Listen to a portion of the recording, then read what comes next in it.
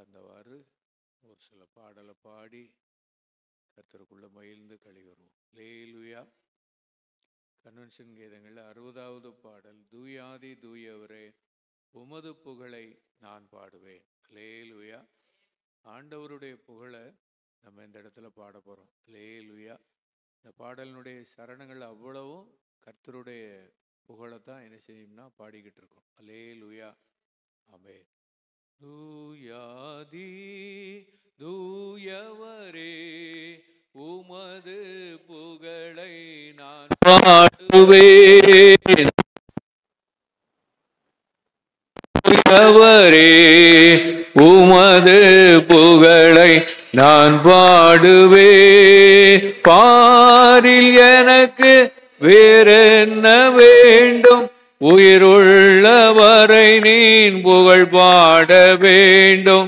பாரில் எனக்கு வேறென்ன வேண்டும், உயிருள்ளவரை நீன் புகழ் பாட வேண்டும். தூயாதி தூயவரே உமது புகழை நான் பாடுவேன். சீடரின் கால்களை கழுவினவர் நீரால் என் உள்ளம் கழுவிடுவே.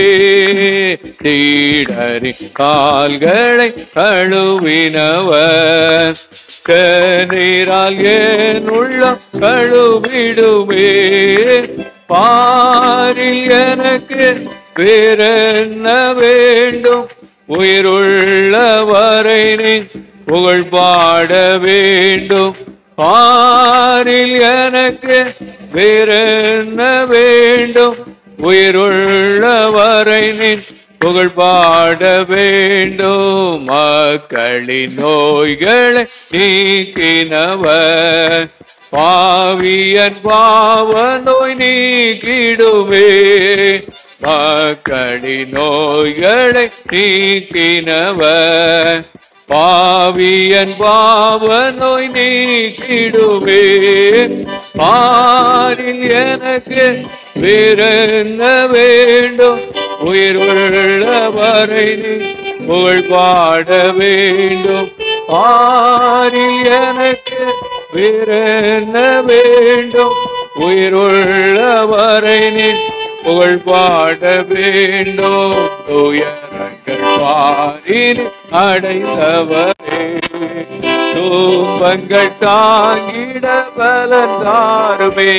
ஆமென். துயரங்கள் பாரில் அடைந்தவரே துன்பங்கள் தாங்கிட பலன் தாருமே. பாரில் எனக்கு வேறென்ன வேண்டும், உயிருள்ளவரை நீ புகழ் பாட வேண்டும். பாரில் எனக்கு வேறென்ன வேண்டும், உயிருள்ளவரை நீ புகழ் பாட வேண்டும். தஞ்சவன் எனக்காக தந்தவரே என் உள்ளம் வலியாக ஏற்றிடுவே. தஞ்சவன்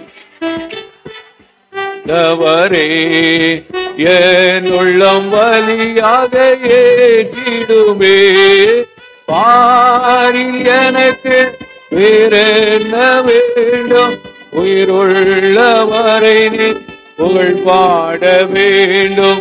பாரில் எனக்கு வேறென்ன வேண்டும், உயிருள்ளவரை நீ புகழ் பாட வேண்டும். பரலோகில் இடம் உண்டு என்றவரே பரிவாக எனக்கு ஓரிடம் தாருமே. பரலோகில் இடம் உண்டு என்றவரே பரிவாக எனக்கு ஓரிடம் தாருமே. பாரில் எனக்கு வேறென்ன வேண்டும், உயிருள்ளவரை நீ புகழ் பாட வேண்டும். பாரில் எனக்கு வேறென்ன வேண்டும், உயிருள்ளவரை நீ புகழ் பாட வேண்டும். தூயாதி தூயவரே உமது புகழை நான் பாடுவேன். தூயாதே தூயவரே, உமது புகழை நான் பாடுவேன். அல்லேலூயா. விசுவாசித்து கையை தட்டி நல்ல சத்தத்தை உயர்த்தி பாடும்போது நம்ம பாடல் வேளையிலே நம்ம ஆவியில ஒரு நிறைவை நம்ம பார்க்கணும். அல்லேலூயா. இப்படி பாடல் படிக்க படிக்க படிக்க நம்ம ஆவியில ஒரு நிரப்புதலை நம்ம என்ன செய்யணும், உணரணும்.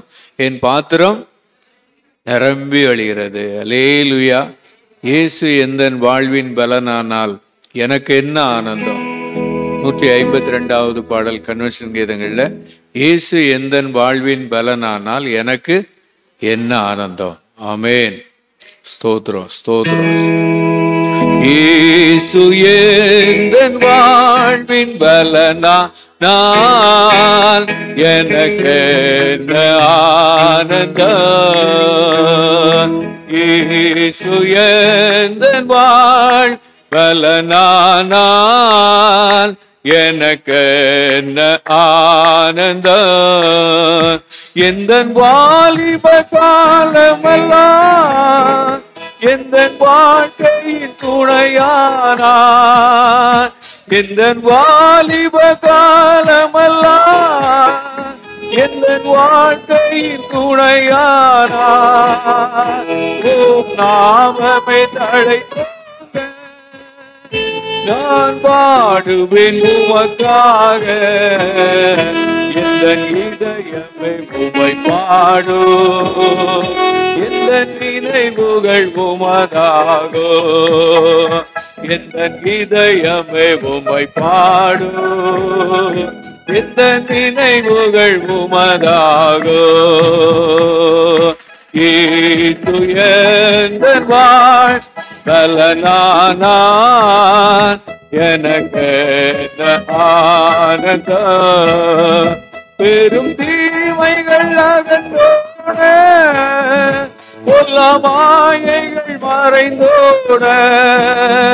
பெரும் தீமைகள் அகன்றோட, பொல்லா மாயைகள் மறைந்தோட. உமதாவியின் அருக்கான வரும் காலங்கள் உமதாகோ. எந்தன் இதயமே உம்மை பாடோ, எந்தன் நினைவுகள் உமதாகோ.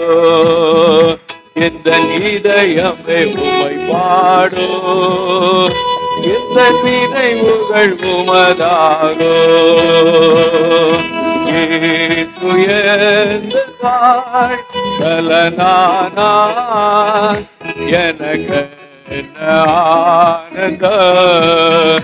இந்த உலகத்தை நீ படைத்தீர், எல்லா உரிமையும் எனக்கு அளித்தீர். ஆமென் ஆமென். இந்த உலகத்தை நீ படைத்தீர், எல்லா உரிமைகள் எனக்கு அளித்தீர். உம் நாமமே தழைத்தோங்க நான் பாடுவேன் உமக்காக. எந்தன் இதயமே உம்மை பாடோ, எந்தன் நினைவுகள் உமதாகோ. எந்தன் இதயமே உம்மை பாடோ, எந்தன் நினைவுகள் உமதாகோ.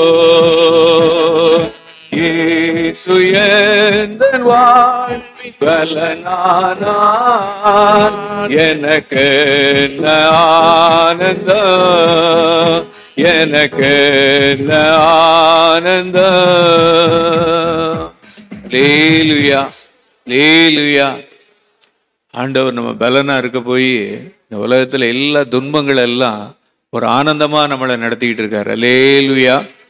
இயேசுவே உம் நாமத்தினால் இன்பம் உண்டு யாவருக்கும், நன்றியுள்ள இருதயத்துடன் கூடினோம் இந்நாளிலே. அல்லேலூயா. 2 நாள் கூட்டத்தினுடைய ஆசீர்வாதத்தை நம்ம பெற்றிருக்கிறோம். இந்த 3வது நாள்ல நன்றியுள்ள இருதயத்தோட இந்த நாள்ல நம்ம கூடி கர்த்தரை ஆராதிக்க போறோம். அல்லேலூயா. இயேசுவே உம் நாமத்தினால் இன்பம் உண்டு யாவருக்கும், நன்றியுள்ள இதயத்துடன் கூடினோம் இந்நாளிலே. கன்வென்ஷன் கீதங்கள்ல 241வது பாடல். இயேசுவே உம் நாமத்தினால் இன்பம் உண்டு யாவருக்கோ. நன்றியுள்ள இதயத்தோட கூடின நாளிலே எங்கள் தேவனே எங்கள் ராஜனே எங்கள் தேவனே எங்கள் ராஜனே என்றும் உம்மையே சேவிப்போ. நன்றியுள்ள சாட்சியாக உமக்கென்றும் ஜீவிப்போ. நிலையில்லாய உலகில் நெறிந்தவறி அலைந்தோ. நின்னொளி பிரகாசித்திட நீங்க ஜீவன் கண்டடைந்தோ. எங்கள் தேவரே எங்கள் ராஜரே எங்கள் தேவரே எங்கள் ராஜரே என்றும் உம்மையே சேவிப்போ. நன்றியுள்ள சாட்சியாக உமக்கு ஜீவிப்போ. மண்ணை நாடி பொன்னை அடைந்தோ. புகழ் தேடிய மாற்றம் பெற்றோ. விண்ணை நோக்கி ஜெயம் பெற்றோ. இயேசுவின் தரிசனத்தால் எங்கள் தேவனே எங்கள் ராஜரே எங்கள் தேவனே எங்கள் ராஜரே என்றும் உம்மையே சேவிப்போ. நன்றியுள்ள சாட்சியாக உமக்கு ஜீவிப்போ. உன்னை கண்டழைக்கும் சத்தத்தை கேட்டாயோ ஆவியே. என்னையே துவண்டை வாராயோ. நித்யராஜ்யம் பெற்றிடவே எங்கள் தேவனே எங்கள் ராஜனே எங்கள் தேவனே எங்கள் ராஜனே என்றும் உம்மையே சேவிப்போ. நன்றியுள்ள சாட்சியாக உமக்கென்றும் ஜீவிப்போ. இயேசுவை நாம் பேர் செல்லுவோ. உலகை என்றும் வெறுப்போ. துன்ப பாதை தேடிடுவோ. என்றும் அவரின் பலத்தால் எங்கள் தேவனே எங்கள் ராஜனே எங்கள் தேவனே எங்கள் ராஜனே என்றும் உம்மையே சேவிப்போ. நன்றியுள்ள சாட்சியாக உமக்கு ஜீவிப்போ. ஹல்லேலூயா. நன்றியுள்ள சாட்சியாக ஆண்டவருடைய வருகை வரைக்கும் ஜீவிப்பதற்கு ஆண்டவர் நமக்கு இன்னும் கிருபையில கூட்டி தரணும். அல்லேலூயா அல்லேலூயா. நன்றியால் துதிப்பாடு உன் இயேசுவை உள்ளத்தால் என்று பாடு. 417வது பாடல். நன்றியால் துதிப்பாடு உன் இயேசுவை உள்ளத்தால் என்று பாடு. துதி சத்தத்தால் உள்ள நிறைந்தால் தூயர்னுடைய பலன் கிடைக்கும். அல்லேலூயா. பாடல் பாடும்போதே தெரிஞ்ச வரிகளை கண்ணை மூடி ஜபத்தோட ஆவியில நம்ம பாடணும். அல்லேலூயா. தெரியாத வரியை லேசா நினைஞ்சுக்கணும். ஒரு பார்வை பார்த்துட்டு படிச்சுட்டோம் அப்படின்னா அந்த பாடல் நமக்கு நல்ல மனப்பாடம் ஆயிரும். அல்லேலூயா.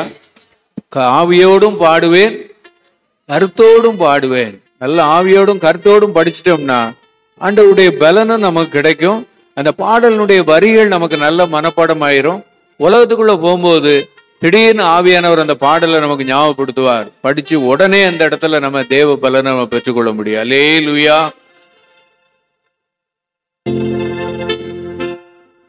நன்றியால் தூதி பாடு உன் இயேசுவை உள்ளத்தால் என்றும் பாடு. நன்றியால் துதி பாடு, உன் இயேசுவை உள்ளத்தால் என்றும் பாடு. வல்லவர் நல்லவர் போதுமானவர், வார்த்தையில் உண்மையுள்ளவர்.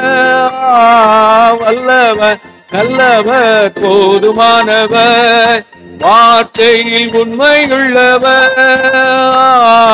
நன்றியால் துதி பாடு, நம் இயேசுவை உள்ளத்தால் என்றும் பாடு.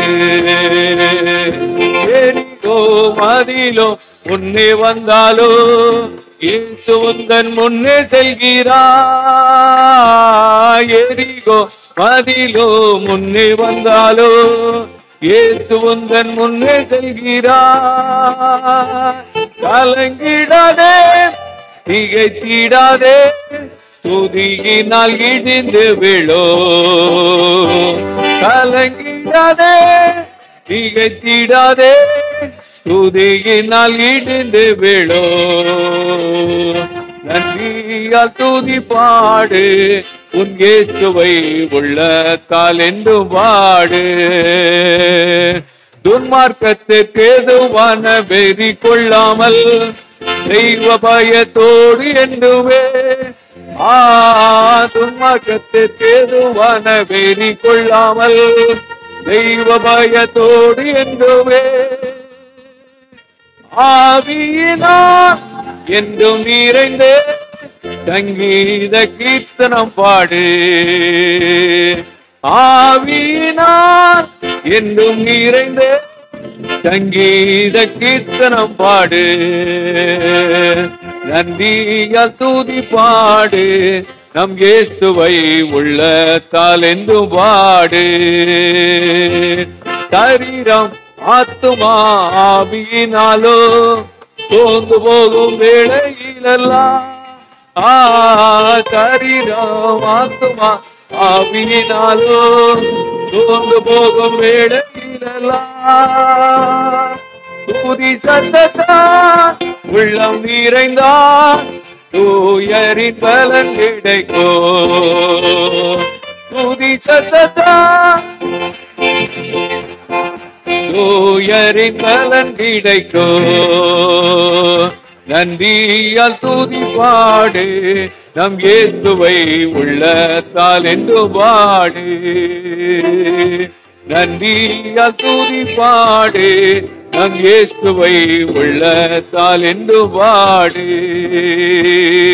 நல்லவர் வல்லவர் போதுமானவர், வார்த்தையில் உண்மையுள்ளவர். நல்லவர் வல்லவர் போதுமானவர், வார்த்தையில் உண்மையுள்ளவர். நன்றியால் துதி பாடு, நம் இயேசுவை உள்ளத்தால் என்று பாடு. நன்றியால் துதி பாடு, நம் இயேசுவை உள்ளத்தால் என்று பாடு. ஹல்லேலூயா. ஆடப்பாட ஆவியில நிறைவு பெருகுதா? ஹல்லேலூயா ஹல்லேலூயா. இயேசு ராஜா முன்னே செல்கிறார். ஓசன்னா கீதம் பாடுவோம், வேகம் சென்றிடுவோம். ஓசன்னா ஜெயமே, ஓசன்னா ஜெயம் நமக்கே. 436வது பாடல் கன்வென்ஷன். இயேசு ராஜா முன்னே செல்கிறார், ஓசன்னா கீதம் பாடுவோம். இயேசு ராஜா முன்னே செல்கிறார், ஓசன்னா கீதம் பாடுவோம். வேகம் சென்றிடுவோம். ஓசன்னா ஜெயமே, ஓசன்னா ஜெயமே, ஓசன்னா ஜெயம் நமக்கே. ஓசன்னா ஜெயம் நமக்கே. அல்லேலூயா துதி மகிமை மகிமை. அல்லேலூயா துதி மகிமை என்றும். அல்லேலூயா துதி மகிமை. இயேசு ராஜா எங்கள் ராஜா, இயேசு ராஜா எங்கள் ராஜா, என்றென்றும் போற்றிடுவோ. ஓசன்னா ஜெயமே, ஓசன்னா ஜெயமே, ஓசன்னா ஜெயம் நமக்கே, ஜெயம் நமக்கே. துன்பங்கள் சூழ்ந்து வந்தாலோ, தொல்லை கஷ்டங்கள் தேடி வந்தாலோ, துன்பங்கள் சூழ்ந்து வந்தாலோ, தொல்லை கஷ்டங்கள் தேடி வந்தாலோ, பயமும் இல்லை கலக்கம் இல்லை, பயமும் இல்லை கலக்கம் இல்லை, கர்த்தர் நம்முடனே. ஓசன்னா ஜெயமே, ஓசன்னா ஜெயமே, ஓசன்னா ஜெயம் நமக்கே, ஓசன்னா ஜெயம் நமக்கே. யோர்தானின் வெள்ளம் வந்தாலோ, எரிகோ கோட்டை ஏதே நின்றாலோ, யோர்தானின் வெள்ளம் வந்தாலோ, எரிகோ கோட்டை ஏதே நின்றாலோ, பயமும் இல்லை கலக்கம் இல்லை, பயமும் இல்லை கலக்கம் இல்லை, மீட்பர் நம்முடனே. ஓசன்னா ஜெயமே, ஓசன்னா ஜெயமே, ஓசன்னா ஜெயம் நமக்கே, ஓசன்னா ஜெயம் நமக்கே.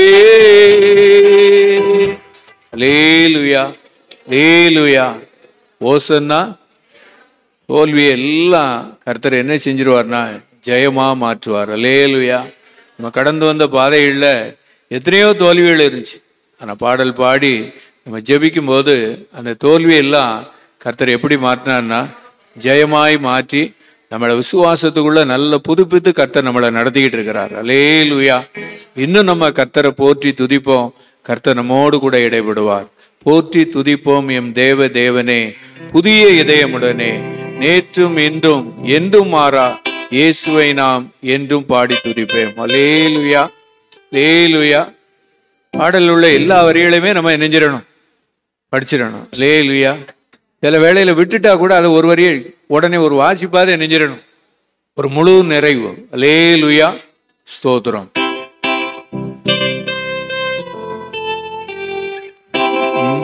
போற்றி துதிப்போம் தேவ தேவனே, புதிய இதயமுடனே,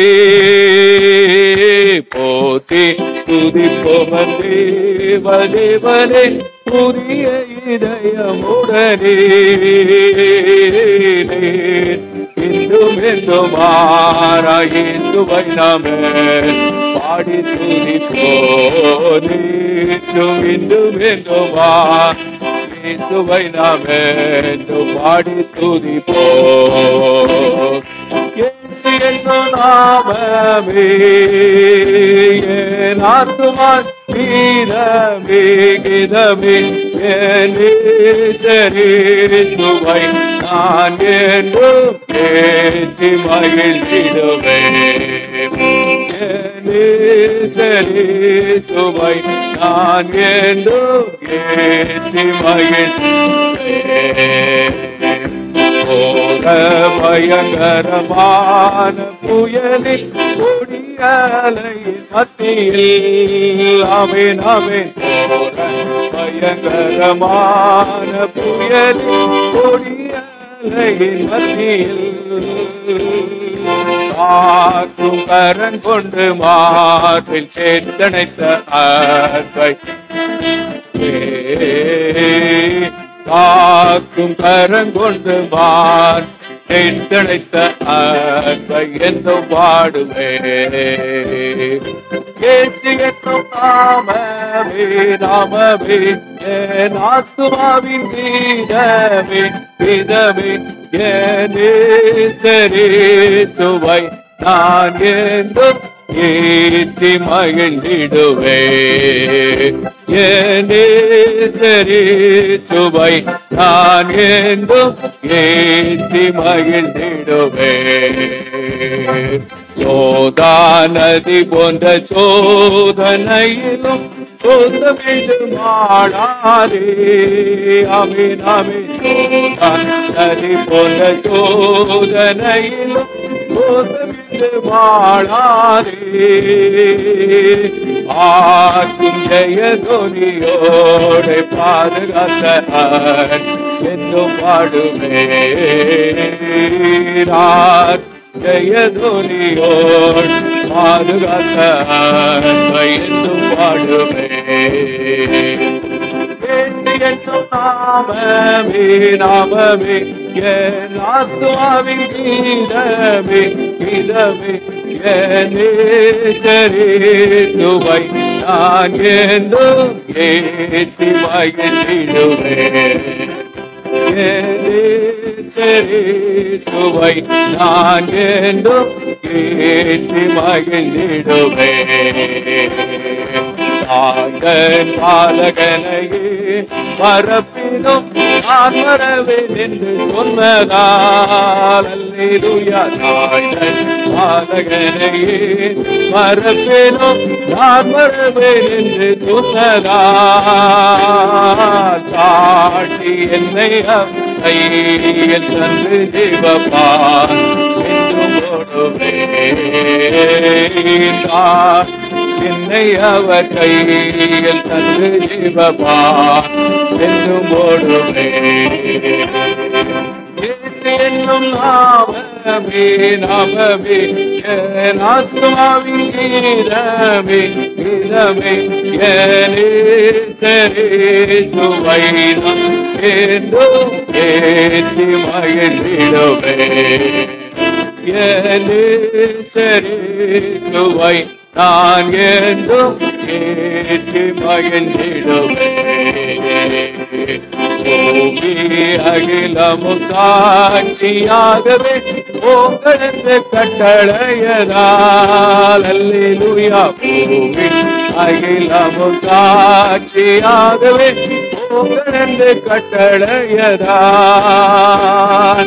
ஆவி ஆத்துமாவும் யாவும் இன்று தான் ஒன்று செய்குவேன். ஆத்துமாவும் தேகம் யாவும் இன்று தான் கொண்டு செய்குவேன்.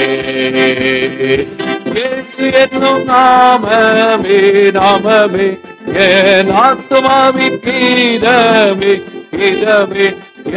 நேசரே சுவை என்றும் ஏற்றி மகிழ்ந்திடுவேன். நேசரே சுவை நான் என்றும் ஏற்றி மகிழ்ந்திடுவேன். அல்லேலூயா அல்லேலூயா. ஆண்டவரை வாழ்வில எல்லா சூழ்நிலையிலையும் உயர்த்தும் போது கர்த்தர் அதை கணக்குல வச்சிருப்பார். அல்லேலூயா.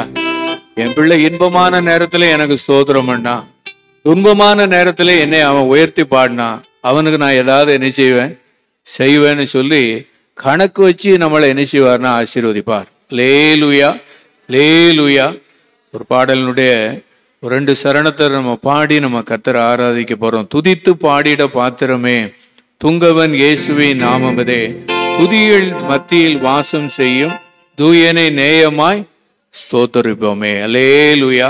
2 சரணத்தை நம்ம பாடி நம்ம கர்த்தரை என்ன செய்ய போறோம்னா ஆராதிக்க போறோம். அல்லேலூயா.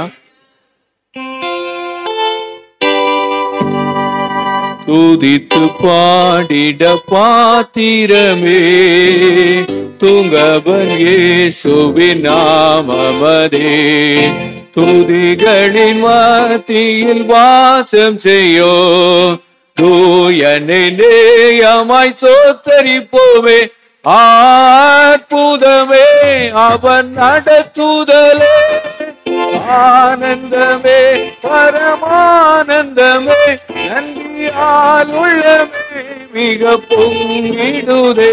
நாம் அல்லேலூயா துதி காத்திடுவோம் நன்றியால் உள்ளமே மிக பொங்கிடுதேனா.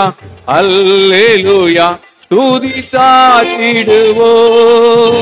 கடந்த நாட்களின் கண்மணி போல் கருத்துடன் நம்மை காத்தாரே.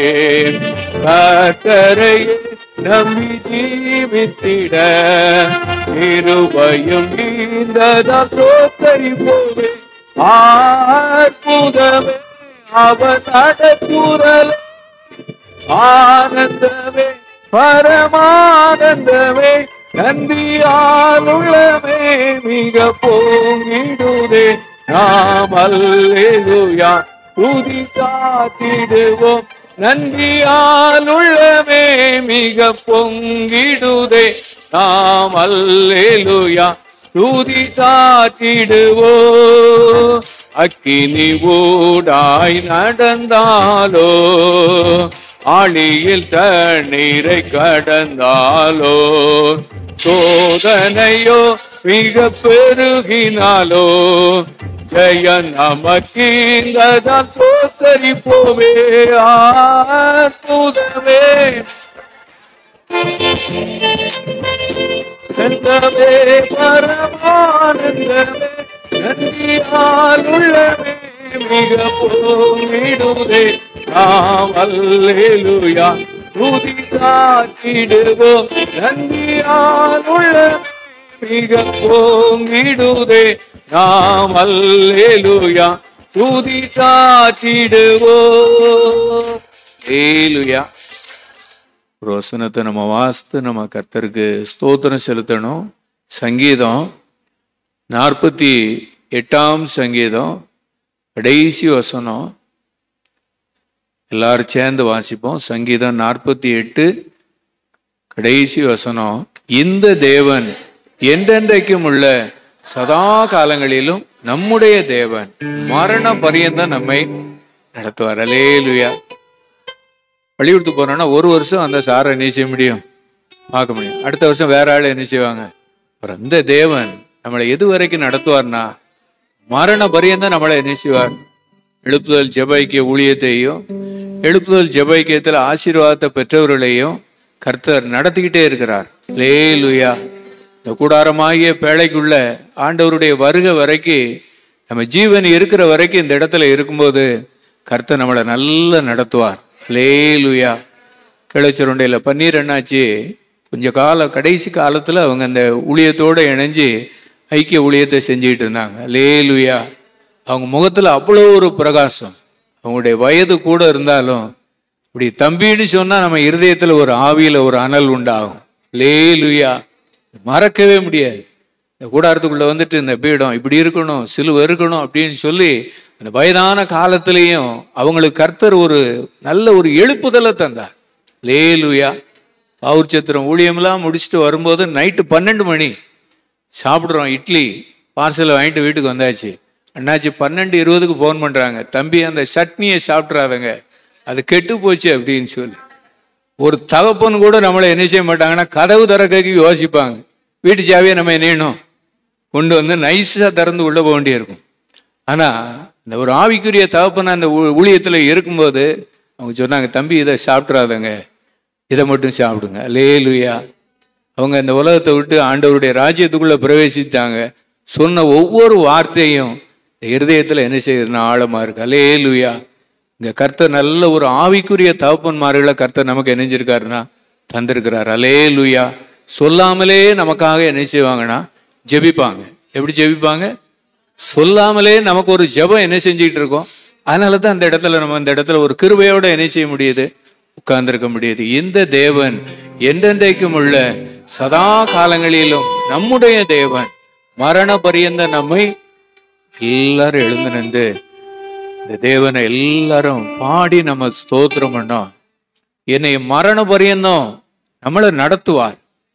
நம்மளை மரண பரியந்தம் நம்மளை நடத்துவார்.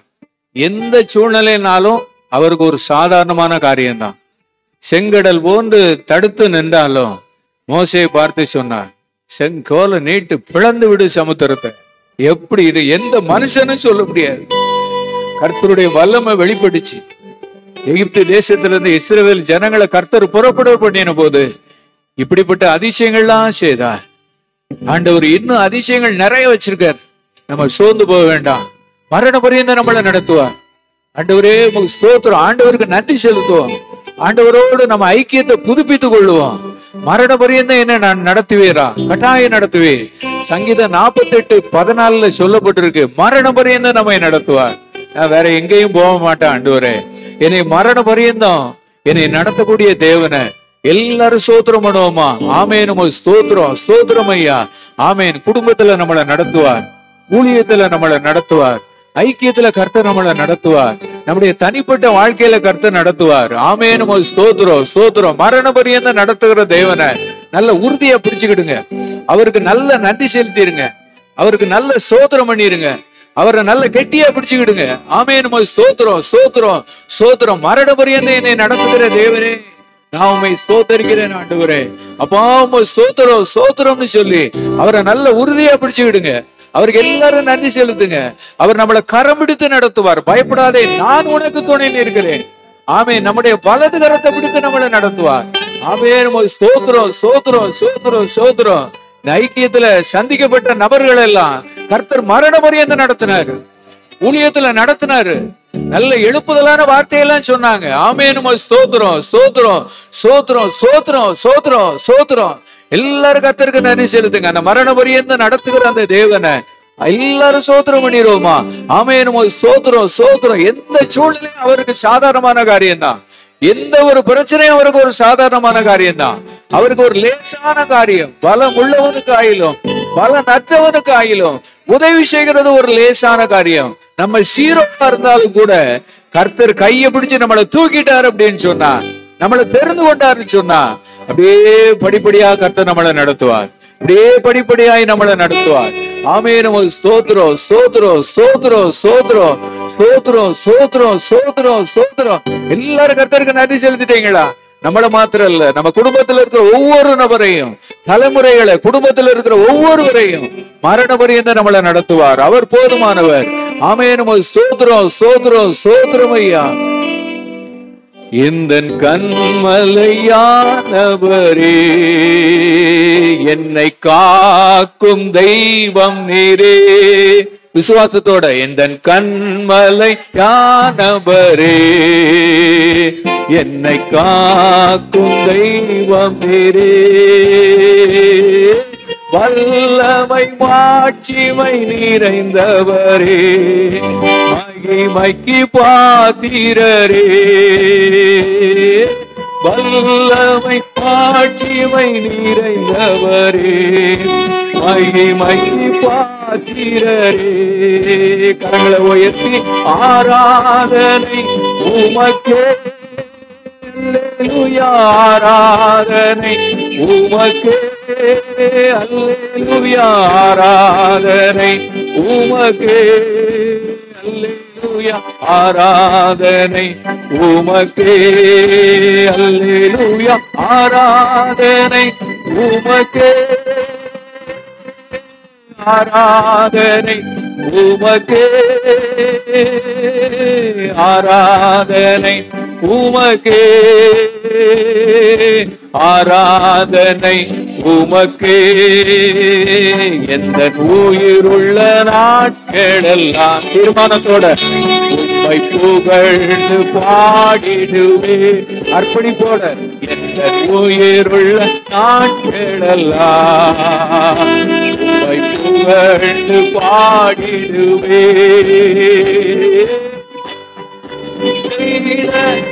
நன்மைகளை எண்ணிய துதித்திடுவே. அல்லேலூயா. ராஜா நீ செய்த நன்மைகளை துதித்திடுவே. ஆராதனை உமக்கே. அல்லேலூயா. ஆராதனை உமக்கே. அல்லேலூயா. ஆராதனை உமக்கே. அல்லேலூயா. ஆராதனை உமக்கே.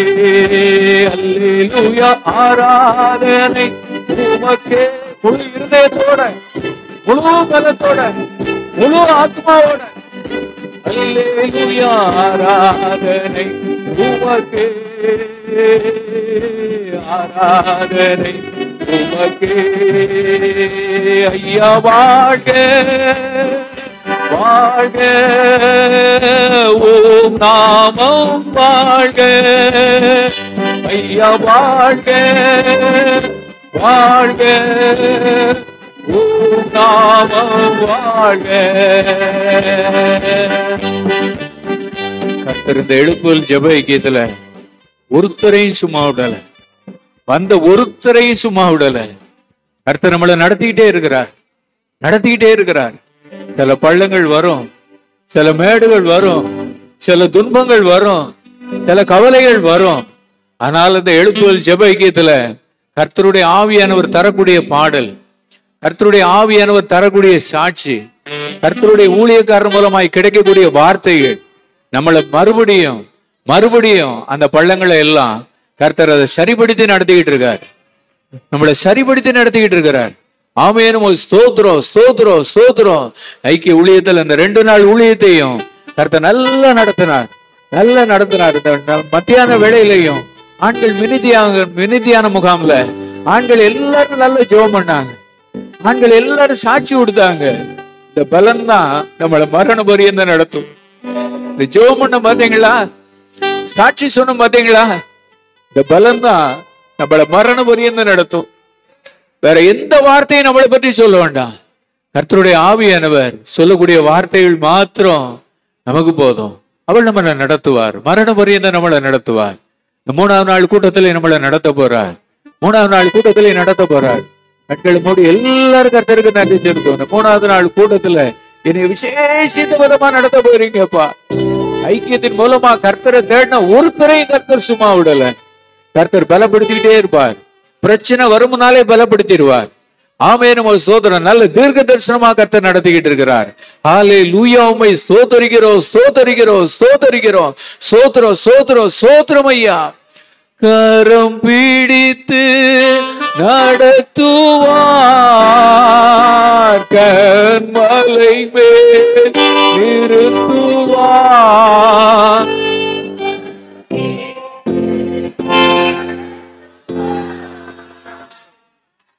மலை மேல் நிறுத்துவார்,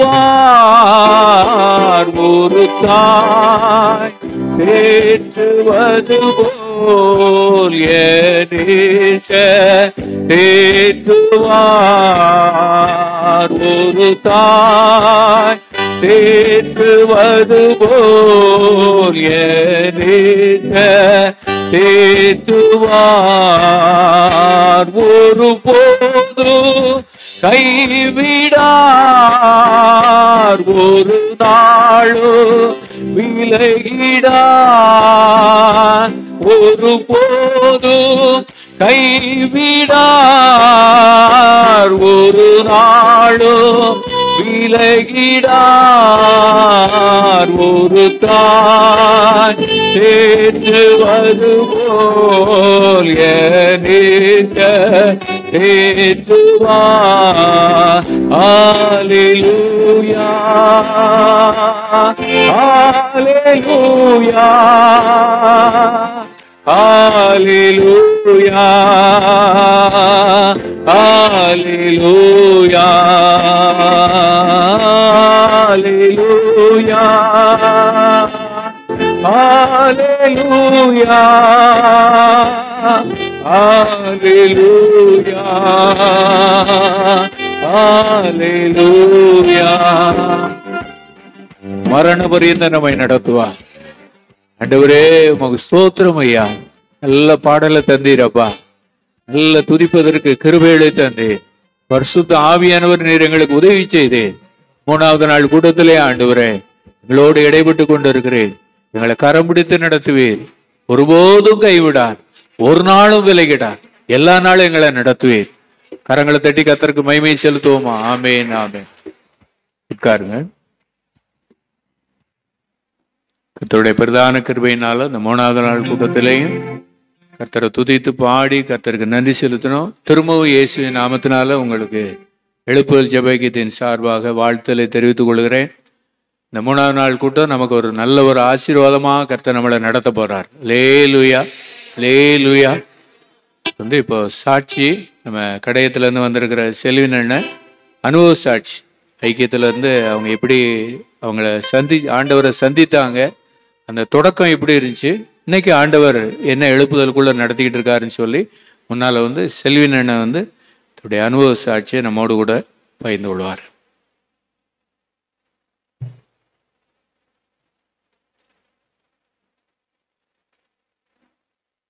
கர்த்தருக்கு ஸ்தோத்திரம். என்னையை சாட்சியாనికి கிருபை தயவிற்காக தேவாதேவனுக்கு நன்றி செலுத்துகிறேன். ஒரு வசனத்தை வாசித்து சாட்சி சொல்லுவோம். 2 கொரிந்தியர் 5ஆம் அதிகாரம் 17ஆம் வசனம்.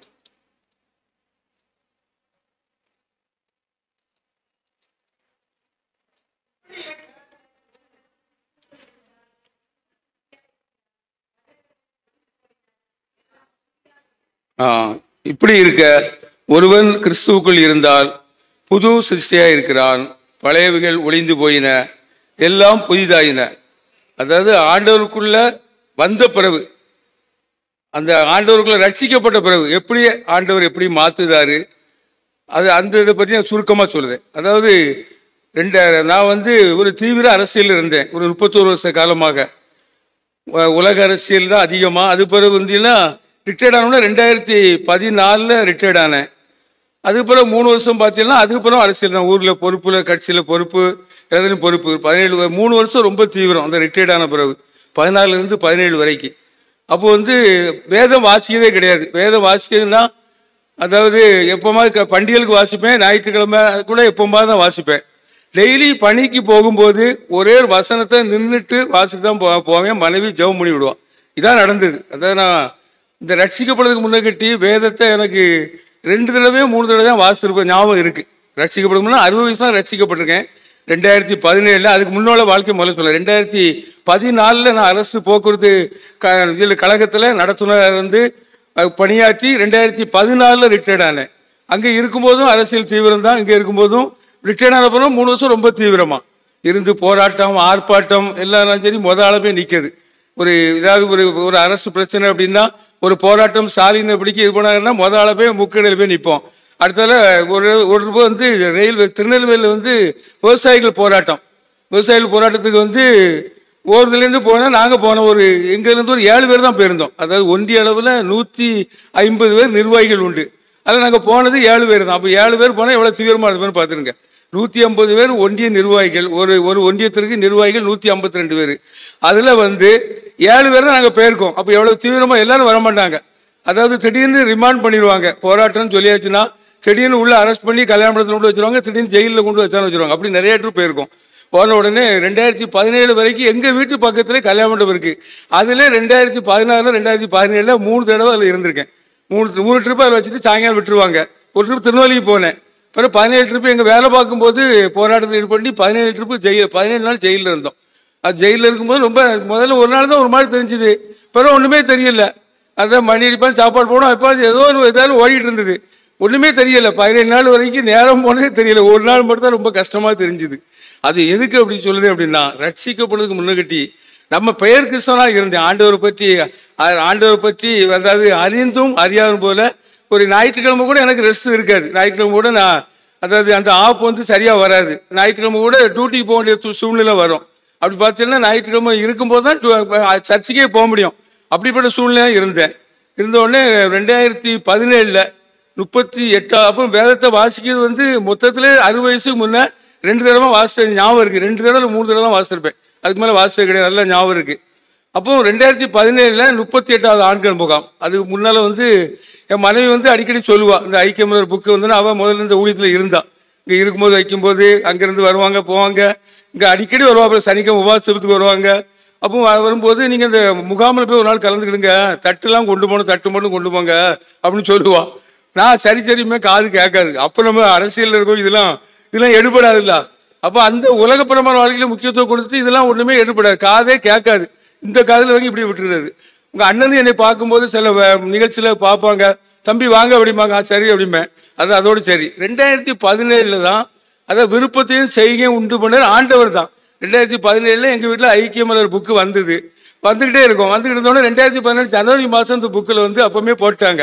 அப்பவுமே அதுக்கு முன்னாடி போட ஞாபகம் இருக்கு. அப்போ அதுலேருந்தே படிக்க ஆரம்பித்தேன். உங்க சித்தமானால் இந்த ஆண்கள் முகாமில் நான் அந்த கலந்துக்கணும் ஆண்டவரே அப்படின்னு சொல்லி ஜெபம் பண்ணிகிட்டே இருந்தேன். 2017 வருஷம் அது வரைக்கும் இந்த முகாம் அங்கங்கே நான் வேம்பரளி, மதுரை எங்கெல்லாமோ நடந்திருக்கு. திருச்சி, அடுத்தது இங்கே வேம்பாறு, இந்த எஸ்டேட்டு, அம்பத்தூர் எஸ்டேட்டு, மணிமுத்தாறு, நிறைய இடம் சொல்லுவாங்க.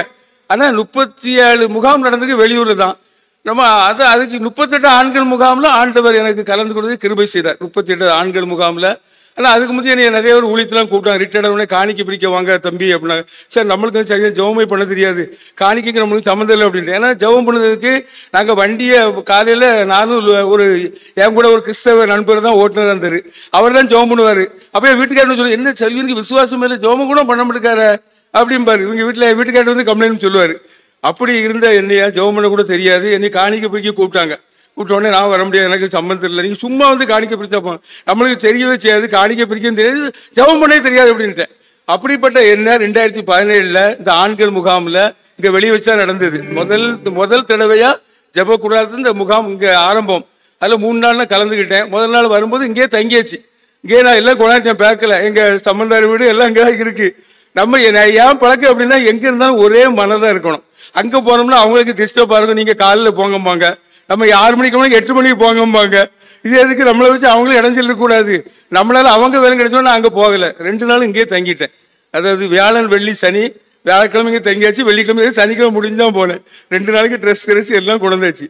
கொண்டாந்து வியாழக்கிழமை முதல் நாள் வந்து வியாழக்கிழமை அன்னைக்கு வந்து அண்ணா வந்து ஜெபம் நடத்தினாங்க. அப்போ உங்கள் குடும்பத்துக்காக ஜெபம் பண்ணுங்க அப்படின்னு சொன்னாங்க. உங்கள் குடும்பத்துக்கு என்ன தேவை இருக்கோ அப்படின்னு. எனக்கு ஊர் சொல்ல எனக்கு ஊர் கடையம், தென்காசி மாவட்டம் கடையம். அடுத்தால மனைவி, 2 பையங்க. பெரியவன் கவர்மெண்ட்டில் இன்ஜினியரு, சின்னவன் கவர்மெண்ட்டில் இன்ஜினியர் முடித்து கவர்மெண்ட்டில் கான்ட்ராக்டர். 2 பேர். 2014 வந்து என் பையன் வந்து 2009 சர்வீஸ் மிஷன் அப்பாயின்மெண்ட் இன்ஜினியர், யூனியனில் இன்ஜினியர் இருக்கான் 2009. அப்போ தென்காசிலாம் வேலை பார்த்தான். அப்போ திருநெல்வேலிக்கு டிரான்ஸ்ஃபர் பண்ணிட்டாங்க. பாளையங்கோட்டைக்கு பண்ண உடனே டிரான்ஸ்ஃபர் கிடைக்கல, வைக்கல, வங்கியில். அப்போ இங்கே வந்து அதுக்கு ஜெப குறிப்பு தான் பண்ணேன். அதான் உங்கள் குடும்பத்துக்கு என்ன தேவையோ ஜெபம் பண்ணுங்க அப்படின்னாங்க. நான் போய் பையனுக்கு டிரான்ஸ்ஃபருக்காக வேண்டி ஜெபம் பண்ணுதேன். அன்னைக்கு பண்ணேன். மறுநாள் பையன் அங்கேருந்து ஃபோன் பண்ணுதான். அது வரைக்கும் டிரான்ஸ்ஃபரே கிடைக்கல. போய் 8 மாதம் ஆயிட்டு. யாரெல்லாமே பார்த்தா ஒன்று கிடைக்கல. இங்கே ஒரு ஜெபம் தான் பண்ணோம். பையன் ஜெபம் பண்ணாங்க. பையன் வந்து எனக்கு ஃபோன் பண்ணான், இப்போ டிரான்ஸ்ஃபர் கிடைச்சிட்டு பழையபடிய தென்காசியில் போட்டாங்க அப்படின்ட்டான். அப்போ ஆண்டவர் எப்படி அற்புதமாக நடத்தாரு.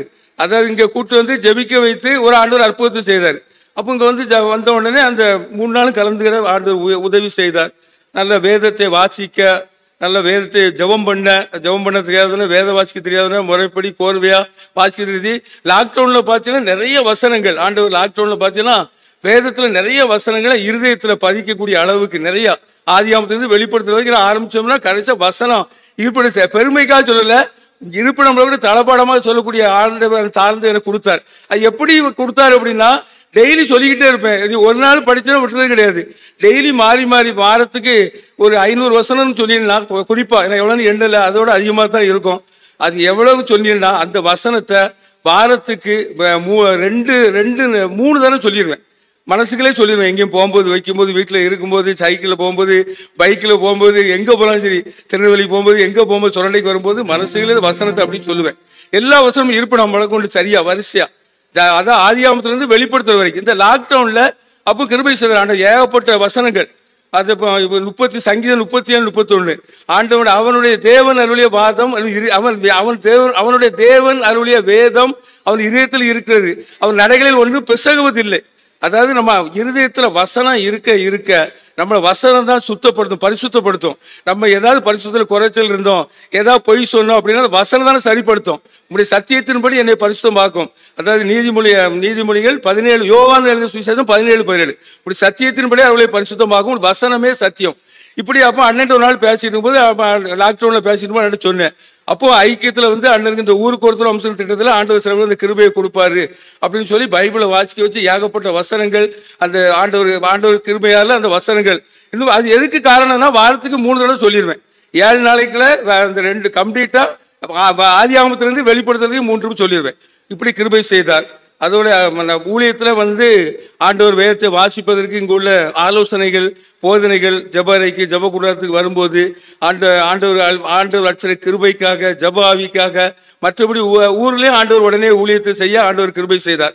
ஊழியத்தில் முதல்ல ஆண்கள் முகாம் ஒன்று, ஆண்கள் கொடுக்குன்னு ஒரு சகோதர வீட்டில் நடக்கு. எங்கள் வீட்டில் வந்து குடும்ப குடியை நடக்கு. பக்கத்தில் ராஜீவ் காலனி இருக்கு, அங்கேயும் நடக்கு.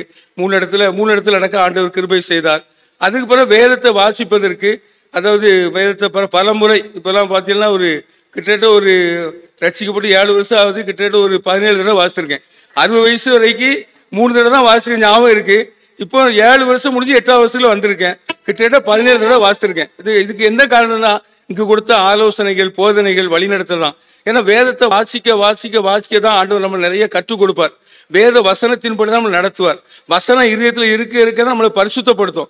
இப்படிப்பட்ட கிருபையினால் நிரப்பினார். அப்போ போகும்போது அப்படி ஊழியத்துக்கு போகும்போது நிறைய வீட்டில் போய் நான் எங்கெல்லாம் அரசியல்வாதி வீட்டிலலாம் போய் நான் எல்லார் வீட்லையும் போய் ஜெபம் பண்ண ஆண்டவர் கிருபை செய்வார். யாரெல்லாம் அரசியலுக்கு இருந்தனோ அவங்களுக்காக வேண்டி அவங்களே கூப்பிட்டுருக்காங்க, நானும் போயிருவேன். அவங்களும் கூப்பிட்டுருக்காங்க, நான் போயிடுவேன். யாரெல்லாம் முதல்ல போகிறோம் அந்த பணி தான் செஞ்சுக்கிட்டு இருந்தேன். முதல்ல வந்து 2017 ரட்சிக்கப்பட்டோம். அப்படின்னா 2019 ரொம்ப ஸ்பீடாக இருந்தேன். ஒரு வீட்டுக்கு போக அதாவது ஆண்டவரை பற்றி சொல்ல, புறஜாதிகள்கிட்ட ஜெபம் பண்ண வைக்க, அரசியல்வாதிகள் ஜெபம் பண்ண, என் கூட சேர்ந்த தொழிலாளர்கள் நண்பர்கள்ட்ட ஜெபம் பண்ண, நடத்துறவர்களுக்கு ஜெபம் பண்ண, இப்படி யாராவது என் கூட ஓண்டாங்களோ அப்படிலாம் ஜெபம் பண்ண போய் கிருபை செய்தார். அப்போ அப்படியே ஆண்டவர் நடத்தினார். நானே போய் ஃபோன் பண்ணி போய் கேட்டுட்டு அவங்கள விசாரிச்சுட்டு ஜெபம் பண்ணிட்டு அவங்களே சிலவங்க சொல்லுவாங்க, எங்களுக்கு இந்த ஆண்டவரை பற்றி தெரிய முடியுமாங்க. ஒரு ஆள்கிட்ட பேசிக்கிட்டு இருக்கும்போது நாங்கள் ஆண்டவரை பற்றி கேள்விப்பட்டிருக்கோம், நீங்கள் அடிக்கடி வாங்கினாங்க, போக முடியல. சொல்லி 1.5 வருஷம் ஆகிட்டும் போக முடியல. அவங்க அடிக்கடி வாங்கன்னு சொன்னாங்க, போக முடியல. அப்போ எதுக்கு சொல்லுதுன்னா, அதாவது ஆண்டவர் வந்து எங்கே நம்ம யாரும் சோமில் வைக்கலாம், சரி எந்த வீட்லையும் சபையில் யாருக்கும் சோமில் வைக்கலாம் தெரிஞ்சுன்னா உடனே ஜெபம் பண்ண போயிடுவேன். யாரும் இன்னைக்கு கூட காலையில் ஒரு சகோதரரை பார்த்த உடனே அவர் கோயிலுக்கு வரல, நான் டீ கடையில் பார்த்த உடனே பார்த்தீங்கன்னா காலில் புண்ணு அலர்ஜி ஒரு மாதிரி ஆயிட்டு.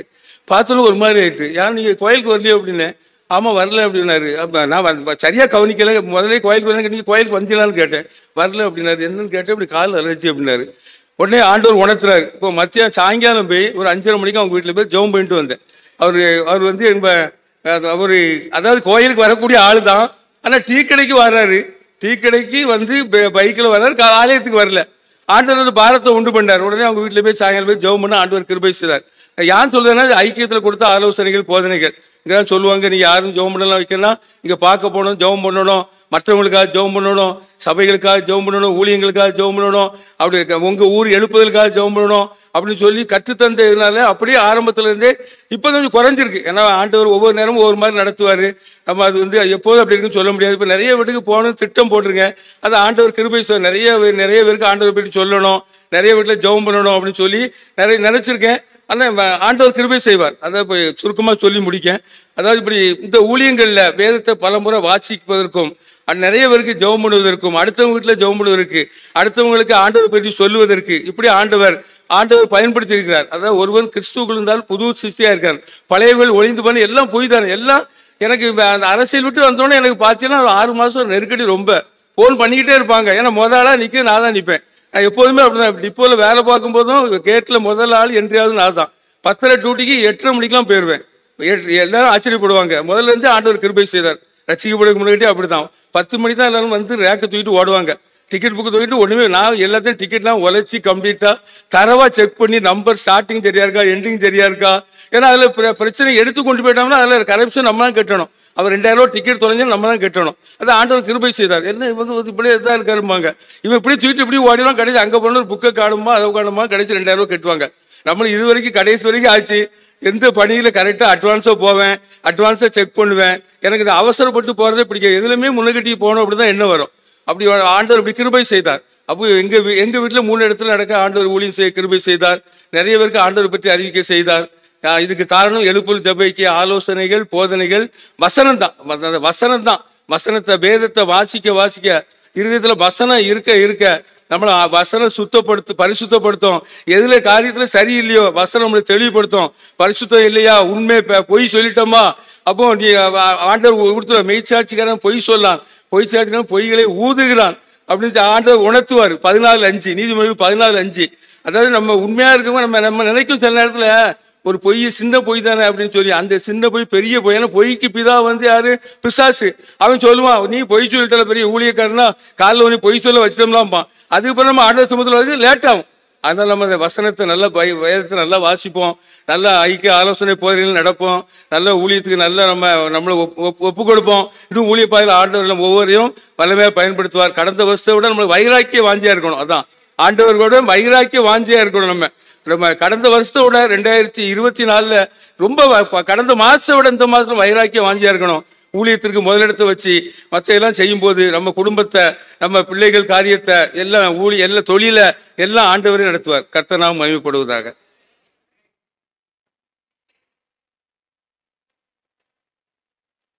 தேவனுக்கே மகிமை. அல்லேலூயா. நல்ல சாட்சிகளை எழுப்பி வைத்திருக்கிறார். அவங்க மாத்திரமல்ல, நம்ம எல்லாருமே சாட்சிகள் தான். அல்லேலூயா. இன்னும் கொஞ்ச நாளைக்குள்ள ஆண்டுடைய கோபம் பற்றி எரிய போகுது. அவர் அண்டிக் கொள்ளணும் எல்லாரும். அதுக்காக நம்ம உழைக்கணும், செபிக்கணும். கர்த்தர் ஆசீர்வதிப்பார். ஒரு பாடலை இருந்தவனமாக பாடி டேனி மூலமாக ஆண்டுடைய செய்தியை நாம் கேட்க இருக்கிறோம். ஏசப்பா உன் நாமத்தினாலே கோடி கோடி ஜெபிக்கிறோம் ஐயா. ஏசப்பா உன் நாமத்தினாலே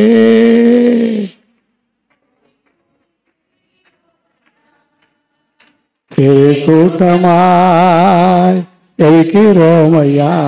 திரள் கூட்டமாய் மாற்றும் ஏசையா. திரு கூட்டமாய் ஜெபிக்கிறோம் ஐயா. கூட்டமாய் 2 3 பேர்கள் உமது நாமத்தினால் ஓடுதலே வருவே, ஓடுதலே வருவே. பாட்டு மாறாதவர் தேவா, திரு கூட்டமாய் ஜெபிக்கிறோம் ஐயா. கூட்டமாய் கூட்டமாய் ஜெபிக்கிறோம் ஐயா. கூட்டமாய் ஆற்றும் ஏசையா. இந்தியா முழுவதிலும் சுவிசேஷம் சொல்ல கிருபை தாரும் ஐயா.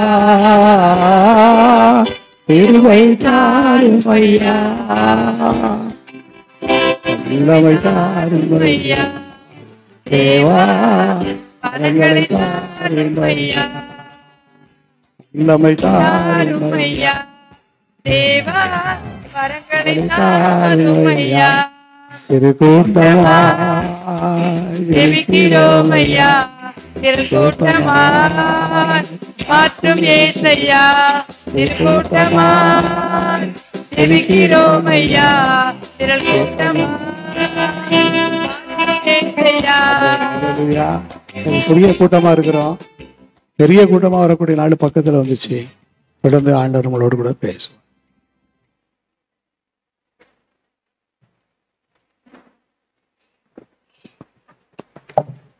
அல்லேலூயா. கடைசி கால அபிஷேக ஜெப முகாமிற்கு வந்திருக்கிற ஒவ்வொருவரையும் இயேசு கிறிஸ்துவின் நாமத்தினாலே எழுப்புதல் ஜெபத்தின் மூலமாக வாழ்த்துதலை தெரிவித்துக் கொள்கிறேன். கடந்த 2 நாட்களிலும் கர்த்தர் நம்மோடு பேசினதை போல இந்த கடைசி நாட்களிலும் ஆண்டவர் நம்மோடு பேசுவாராக. அல்லேலூயா. இந்த கடைசி காலத்தை குறித்து பைபிளில் நிறைய வசனங்கள் இருக்கு. ஆண்டவர் தான் இந்த உயிரோடு இருந்த நாட்களில் ஊழியம் செய்யும் பொழுது சில உவமைகளை ஆண்டவர் அடிக்கடி பேசுவார். சில நேரங்களில் எல்லாருக்கும் புரியட்டும் அப்படின்னு சொல்லி பேசுவார். சில நேரங்களில் யாருக்குமே புரியக்கூடாது அப்படின்னு சொல்லியும் சில நேரங்களில் உவமைகளை பேசுவார். நிறைய நேரங்களில் சீஷர்கள் அதுக்கப்புறம் தனியாக போய் என்ன செய்வாங்க, அதுக்கு அர்த்தம் என்ன அப்படின்னு கேட்பாங்க. அப்போ ஆண்டவர் வந்து 2 ட்ரிக்காகவும் அதை என்ன செய்வார், யூஸ் பண்ணுவார். அப்படி அவர் சொன்ன ஒரு உவமை தான் மத்தேயு 22வது அதிகாரத்தில் இருக்கு. மத்தேயு 22வது அதிகாரம் 2வது வசனம்.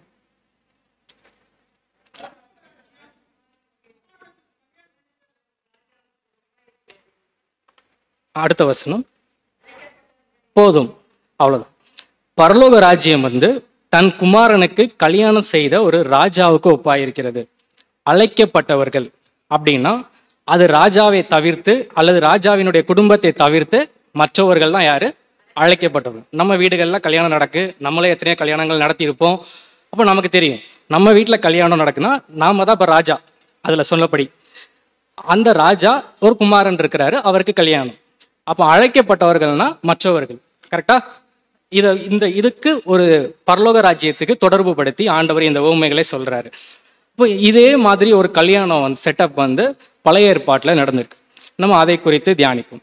ஆதியாகமம் 24வது அதிகாரம்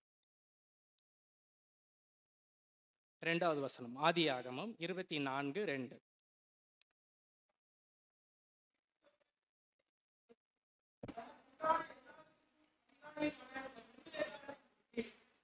வாசிங்க. போதும். இங்க ராஜாவா யார் இருக்கிறா? ஆபிரகாம் இருக்கிறாரு. அவருடைய குமாரன் யாரு? ஈசாக்கு மணவாளனா இருக்கிறாரு. தன்னுடைய ஊழியக்காரர்ல ஒருத்தர்கிட்ட ஒரு பொண்ணு பார்க்க சொல்லி என்ன செய்யறாரு? சொல்றாரு. அப்ப இங்க 3 பேர் இருக்காங்க. ராஜா இருக்கிறாரு, குமாரன் மணவாளன் இருக்கிறாரு, அந்த திருமணத்தை நடத்துவதற்கு இல்லைன்னா பார்ப்பதற்கு ஒரு ஊழியக்காரரும் இருக்கிறார். இந்த 3 பேரையும் நம்ம பார்க்கல. பைபிள் என்ன சொல்லுதுன்னா, அதுல அழைக்கப்பட்டவர்களுக்கு ஒப்பாயிருக்குன்னு சொல்லு. அப்ப இதுல அழைக்கப்பட்டவர்கள் யாரு அப்படின்னா யாருன்னு தெரியாது. இது வரைக்கும் யாரும் தெரியாது. ஆனா அந்த ஊழியக்காரர் போறாரு. அவர் போகும் பொழுது தான் மனசுல நினைக்கிறாரு, யாராவது ஒருத்தர் வரணும், அவங்க எனக்கும் உதவி செய்யணும், நான் வந்த அந்த ஒட்டகங்களுக்கும் உதவி செய்யணும் அப்படின்னு ஒரு பிளான் பண்ணி அவர் ஜெபிக்கிறாரு. அதன்படியே அது என்ன செய்யுது? நடக்குது. அவங்க அந்த வீட்டில் போய் தங்குறாங்க. அதுக்கப்புறம் அவங்கெல்லாம் ஒரு பேசி முடிவெடுத்து அவங்க கிளம்புறதுக்கு என்ன செய்யறாங்க? ஆயத்தமாகறாங்க. ஆதியாகமம் 24வது அதிகாரத்திலேயே 59வது வசனத்துல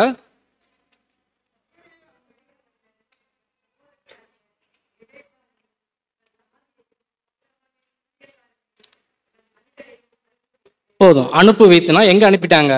அனுப்புறதுக்கு ரெடி ஆயிட்டாங்க கல்யாணத்துக்கு. இப்போ இதுல அழைக்கப்பட்டவர்கள் யார்? ஆபிரகாம் யாருன்னு சொல்லியாச்சு, மணவாளன் யாருன்னு சொல்லியாச்சு, அந்த திருமணத்துக்கு ஆயத்தமா அந்த வேலைகளை செய்யறது யாருன்னு பார்த்தாச்சு. அழைக்கப்பட்டவர்கள் யார்? இதுல ரெபேக்காலும் அவர்களுடைய குடும்பத்தாரும் அழைக்கப்பட்டவர்கள். இதுல யாரு அந்த கல்யாணத்துல போய் பங்கு பெற்றாங்க? ரெபேக்கா. அவங்க கூட 2-3 பேர் வேலைக்காரங்க அல்ல தாதியர்கள்னு போட்டிருக்கு, அவங்க போயிருக்கலாம். அந்த குடும்பத்தார் பங்கு பெற்றார்களா? இல்லை. ஏன்? அவர்கள் அழைக்கப்பட்டவர்களா? தன்னுடைய மகளுக்கு கல்யாணம் அல்லனா தன்னுடைய சகோதரிக்கு கல்யாணம். இன்னும் சுத்தி வளைச்சு போனா ஆபிரகாமுக்கு ஏதோ ஒரு வழியில சொந்தக்காரங்க தான். அவருடைய ஆபிரகாம் மகனுக்கு கல்யாணம் நடக்குதுன்னு கூட இவங்க என்ன செய்யலாம்? தான் பிள்ளைக்கு தான் பொண்ணு கொடுத்து கல்யாணத்துக்கு போகணும்னு கூட அவசியம் இல்லை. ஆபிரகாம் மகனுக்கு கல்யாணம்னு ஒரு உறவின் முறையில கூட இவங்க என்ன செய்யலாம்? போகலாம். ஏன் போகல? அப்போ தான் பொண்ணு கல்யாணத்துக்கு அம்மாவை அப்பாவை அழைக்கப்படலைன்னு எப்படி நீங்க சொல்லலாம்? அழைக்கப்படலை அப்படிங்கிற வார்த்தை நம்ம சொல்ல முடியாது. அப்படியா? நம்ம வீட்டில் கல்யாணம் நடந்திருக்கு, தான் பிள்ளை கல்யாணம் நடந்தா பெற்றோர்கள் போக மாட்டீங்களா? அப்போ யாராவது அழைச்சாதான் நீங்க போவீங்களா? தான் குடும்ப கல்யாணம் தானே, நம்ம தானே முன்னாடி நின்று நடத்துவோம். அப்போ அழைக்கப்படலை அப்படின்னு நம்ம என்ன செய்ய முடியாது? சொல்ல முடியாது. அழைக்கப்பட்டவர்கள் தான்.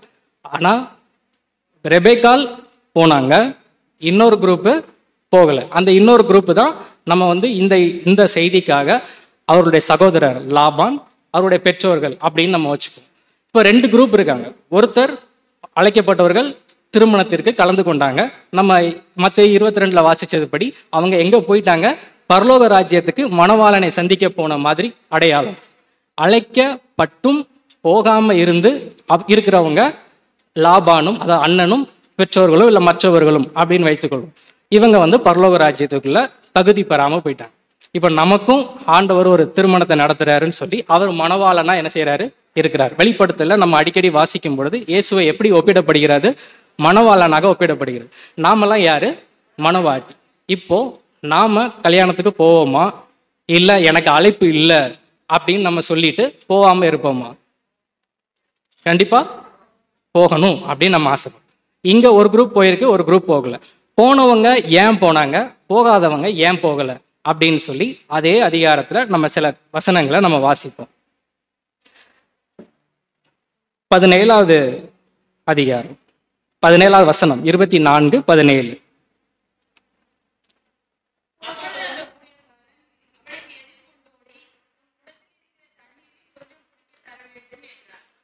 அவங்க கேட்டது கொஞ்சம் தண்ணீர் குடிக்க வேண்டும் சொல்லி கேட்டாரு. அதுக்கு அவங்க என்ன செஞ்சாங்க? தண்ணீர் கொடுத்து, ஒட்டகத்துக்கும் அவங்க எல்லாம் என்ன செஞ்சாங்க? தண்ணீர் கொடுத்தாங்க. அதை வாசிங்க. 19வது வசனம்.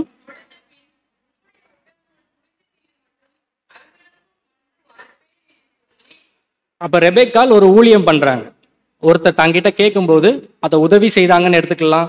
அவங்களுக்கு என்ன தேவையோ அந்த தேவைக்கான உதவின்னு எடுத்துக்கலாம். அல்லது ஒரு ஊழியம் செஞ்சாங்கன்னு நம்ம என்ன செஞ்சுக்கலாம்? எடுத்துக்கலாம். நம்ம இப்போ கம்பேர் பண்றோம், பைபிளோட வருகையோட கம்பேர் பண்றதுனால நம்ம ஒரு ஊழியம்னு அதை எடுத்துக்குவோம். ரெபெக்காள் ஒரு ஊழியம் பண்ணாங்க, அதனால அவங்க அந்த திருமணத்துல கலந்து கொண்டாங்க. அப்ப லாபான் ஏன் கலந்து கொள்ளலைன்னு சொல்லி பார்க்கும் பொழுது, லாபானுக்கு வாசிங்க 31வது வசனத்துல பின்பகுதி 32வது வசனமும் வாசிங்க.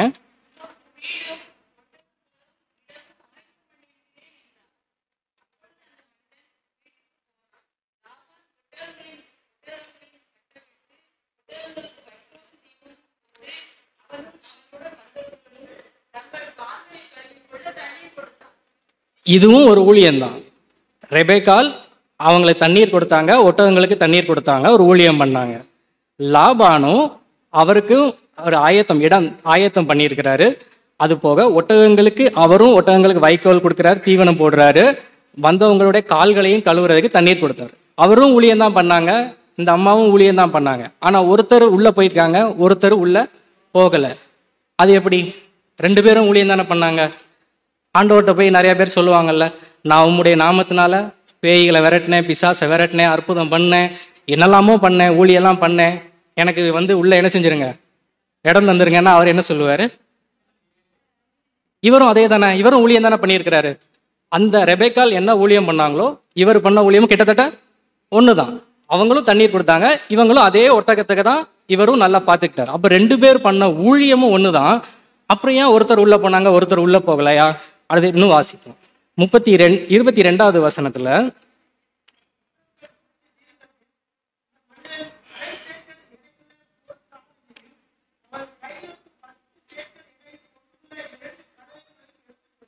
அவங்க ஒட்டகத்துக்கு தண்ணீர் கொடுத்ததுக்கு அப்புறம் அந்த நபர், அந்த ஊழியக்காரருக்கு பேர் இதுல கொடுக்கப்படலை, அதனால நம்ம ஊழியக்காரர்னே வச்சிருக்கிறோம். ஸோ அந்த ஊழியக்காரர் இந்த ரெபெக்காளுக்கு நிறைய வெகுமதிகளை, கிஃப்டை என்ன செய்யறாரு? கொடுக்கிறார். இந்த கிஃப்ட் வரும் தெரிஞ்சு அவங்க உதவி செஞ்சாங்களா? இல்லை. அப்போ ஊழியம் பண்ணாங்க, ஆனா அந்த ஊழியத்துக்கான ஒரு பலன் நமக்கு கிடைக்கும் அப்படின்னு நினைக்காம அவங்க என்ன செஞ்சாங்க? ஊழியம் பண்ணாங்க. அப்ப லாபானும் ஊழியம் பண்ணாரு. அவர் எப்படி பண்ணாருன்னு பார்ப்போம். 28வது வசனம்.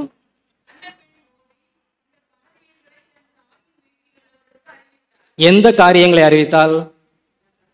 அவங்க உதவி செய்ததுக்கு வந்த பலன் என்ன கிஃப்ட் வந்துச்சோ அதையும் சேர்த்து அறிவித்தால். 30வது வசனம். அவன்னா லாபான். இத பொதுவா யார் பாப்பா? ஒரு பெண்கள் என்ன செய்வாங்க? ஈஸியா கண்டுபிடிச்சிருவாங்க, காதுல என்ன போட்டிருக்காங்க, கையில என்ன போட்டிருக்காங்கன்னு சொல்லிட்டு. ஆனா இப்ப இதுல யார் பாக்குறா? லாபான் கண்டுபிடிச்சிறாரு, தன் சகோதரிக்கு காதுல வித்தியாசமா இருக்கு, நான் அவளுக்கு எதுவுமே வாங்கி கொடுக்க மாட்டேனே, இப்போ வேற எல்லாம் போட்டு வந்திருக்கிறாங்க, எப்படி அது கிடைச்சது அப்படின்னு சொல்லி இப்போ அவருக்கு ஒரு ஆர்வம் இருக்குது. அடுத்து வாசிங்க.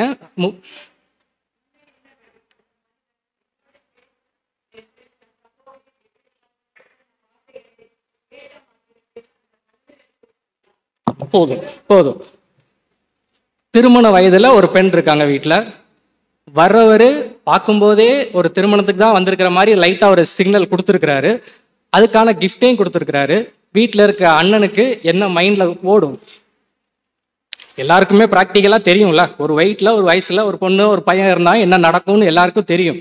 அப்ப இவருடைய மைண்ட்ல என்ன ஓடி இருக்கும்? எப்படியாவது இதை என்ன செஞ்சிடணும், முடிச்சிடணும். இதை முடிக்கலன்னா நம்ம போட்டு செய்யற மாதிரி இருக்கும். இங்க எல்லாம் வர்றதை நம்ம என்ன செஞ்சிடக்கூடாது, விட்டுறக்கூடாது அப்படின்னு சொல்லி அவர் உடனே அடுத்த வசனம் 31வது வசனம் சொல்றாரு, கர்த்தரால் ஆசீர்வதிக்கப்பட்டவரே உள்ளே வாருன்னு சொல்லி. அப்ப அவருடைய எண்ணம் எல்லாம் 32வது வசனத்துல அவர் ஊழியம் தான் பண்ணாரு. ஆனா ஊழியம் பண்றதுக்கு முன்னாடி அவருடைய எண்ணங்கள் என்ன இருக்குன்னா, நம்ம பண்ணுனா நமக்கு என்னதாவது என்ன செய்யும், ரிட்டர்ன்ஸ் கிடைக்கும். ஒரு பிசினஸ் மோட்டிவ்ல அவர் என்ன செஞ்சாரு?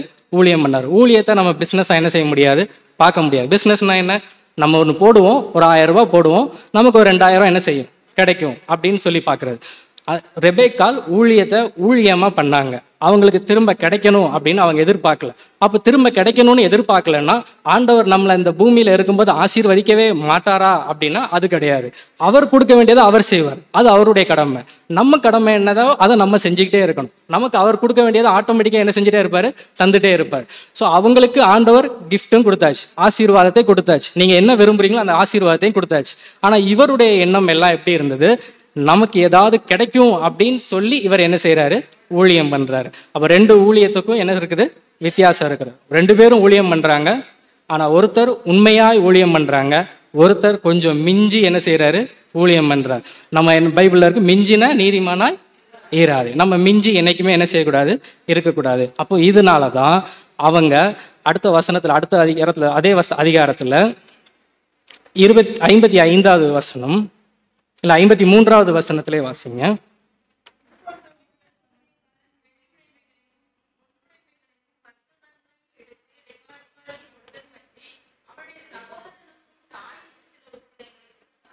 இப்போ அவர் ஏதுக்கு ஊழியம் பண்ணாருன்னு தெரிஞ்சிருச்சா? இதுவரைக்கும் சகோதரிக்கு வந்த கிஃப்டை பார்த்தே அவர் ஊழியம் பண்ணாரு. அவருடைய நோக்கம்லாம் என்ன இருந்திருக்கும், எனக்கு பொண்ணோட அண்ணனுக்கு ஒரு மோதிரம் ஏதாவது என்ன செஞ்சிட மாட்டாங்களா, போட்டுற மாட்டாங்களான்னு ஒரு எண்ணத்தோட இருந்தாரு. இப்போ அந்த எண்ணமும் என்ன செஞ்சிருச்சு, நிறைவேறிடுச்சு. இப்போ அவருக்கு என்ன நினைச்சாரோ அது என்ன செஞ்சிருச்சு, நடந்துருச்சு. இப்போ 56வது வசனத்துல வாசிங்க, இல்ல 54ல இருந்து வாசிங்க.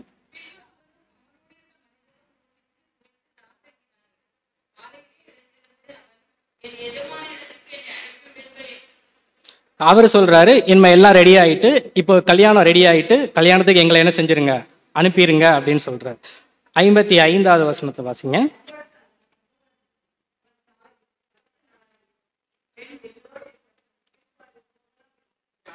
இது 10 நாள் இவங்க கூட இருக்கட்டும்னு சொல்றாங்க. அப்போ அவர் சொல்றாரு, ஏன் எங்களை தடை பண்றீங்கன்னு கேட்கும்போது, இப்போ பொண்ணுட்டே கேட்டுருவோன்னு சொல்லி 58வது வசனத்துல கேட்கிறாங்க. ரெபேக்காளை அழைத்து